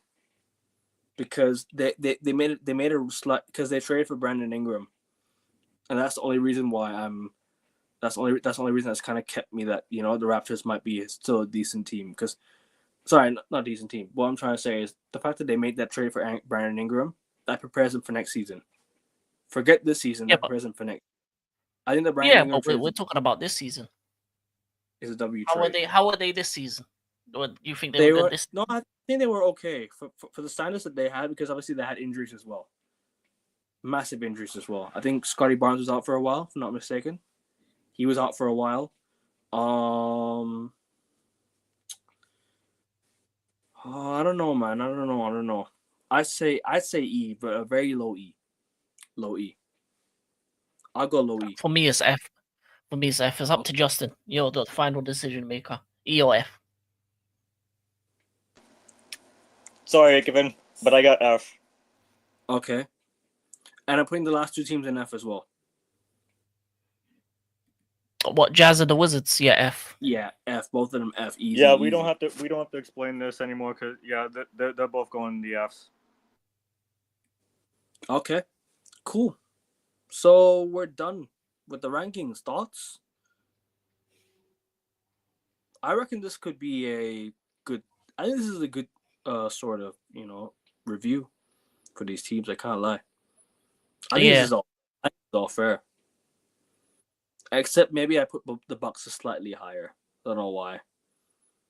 It's kind of unfair to put the Bucks in the same level as Portland, Miami, and because I think the Bucks had a better season than most. They also don't forget they won the NBA Cup as well. So you got to put that into a factor. I know the NBA Cup isn't really isn't highly regarded, but that's something that they have to consider that they also did. You know what I'm trying to say? So I'm putting the Bucks up higher, man. They won the NBA Cup. There has to be something. There has to be a factor there. I'll be honest, I don't really care about the NBA Cup like that. But Justin, do you think they should be higher? I think they should, man. Put them in D because they won the NBA Cup. Only because they won the NBA Cup. The NBA Cup isn't highly regarded, but still, you gotta consider that as well. They turned their season around. But Justin, thoughts? Okay, a little higher. All right, you saying a little higher. All right, and the D. Yeah, that's fair. And the D is fair. But Justin, what are you saying, bro? I don't think he's at the moment. Oh, he's okay, a little higher. Okay, yeah. Yeah, that's what I put in the chat because I'm actually talking to a friend right now while doing Mario Kart at the moment. No worries. And that's about it. I think that's fair. You guys okay with this? I think we should just. Yeah, this is good. Yeah, no, except for my team. My team got disrespected. They should have been S tier for the tanking they did. All right. Premium tanking. He's getting off stage. All right, never mind. All right, cool. Yeah. All right, let's move on to draft prospects. Let's talk about the top 10 draft picks in the West and see, obviously, not in the West, in the NBA. Let's talk about the draft picks that are coming up on Thursday. So let's talk about like Cooper Flag. Let's talk about their stats and everything. You know what I'm trying to say? No, I think we should leave that till after the draft and see where. Okay. Go full in detail. Do you want to do a quick NBA draft, like fun NBA draft? Like us three bringing like drafting 5 players. Yeah, we could do that in another episode. I think after next episode we do a draft. We do a draft review, and then the episode after that, then we do a NBA draft. But not just the starting 5, but the bench as well. 6-man, full team. And see who gets the best team plus coach. Do you want to do all time or do you want to do current season? We can do both. We can do 1 week, do all time, 1 week, do current. Okay. Cool. You can even bring other people into it. Have a couple other people available. I guess, but since the hoops pod, couple of your Celtics guys, why not? Sure. I might do. But anyways, people, this has been the 2-hour show that I expected to do with King and Justin. I mean, lads, appreciate you guys being on the show this season. Obviously, I gotta say, even though we don't have the most views on the NBA shows, I still gotta say thank you for those who have been there, tuned into the Hoops Pod. It's a debut season for the Hoops Pod. Debut season for AN Sports, anyways, in the sports YouTube community. Hopefully, next season we grow to newer heights. We grow to we get to better places. But I'm not saying that for me. I'm saying that for King. I'm saying that for everyone that comes onto my panel, because it's not fair that my subscribers aren't also King's subscribers. Because he comes on my channel, he gives his thoughts, he takes his time off his day to hop on my channel and talk sports. So it's only right that you, man, go subscribe to King's channel, give him a like, give him a support, show him some support. Let him know what you got coming up on your channels, bro, on your YouTube channel and the Authentic World Analysis that you have on Rumble. Big up to you, man, once again for hopping on the season, man. I'll definitely see you this weekend. We have a lot more to do. A lot more. Yeah, definitely. Big up, like, subscribe to AN Sports. But yeah, on my channel, I've got my Club World Cup videos. I think when the round of 16 comes out, I'm going to try and do some watch-alongs as well. If it's an appropriate time, obviously, UK timings. We have the round of 16 preview on my channel as well, so make sure you guys do tune into that. We have the round of 16 preview. Be there. Obviously, F1 coming up, so I'll be here for that. And then, of course, this week, F1. Today, Rasta will be on my channel. Later, Thursday, I'll be on his channel. Yep, you'll be on my channel later today as well. You're on my channel on Friday as well. Yep. So we're going to do the Club World Cup preview on Friday. It's round 16 preview on Friday. So make sure you guys do tune into that. I've got the United show with Rasta. I've got two more United shows with Rasta this week. On Wednesday, one on Friday. NBA shows. We'll be back next week with Weekly Hoops Pod. So make sure you guys do tune in. We ain't going nowhere. We're not going to go anywhere. We're going to review the draft. We're going to recap a lot of things more. We still got a lot more to talk about. Off-season news, anything that happens, trades, we got locked in all in sports. You keep it locked in on in sports. We got it all here. Covered all here. We got, what was it? Free agency coming up in NBA as well. So make sure you tune into that for the Hoops Pod. Ain't going nowhere. We'll still be here for the off season. And yeah, any blockbuster trades and things, we'll be back live straight away.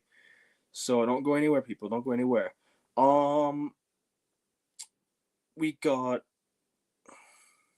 We also got Wimbledon coming up this weekend. So tune into that. Wimbledon will be here.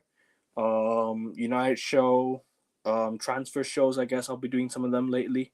At times, hopefully, we get some breaking news with United and with whatever it is. But yeah, King, Authentic World Analysis. You got any shows at Augusta this weekend? Anything coming up on Authentic World Analysis?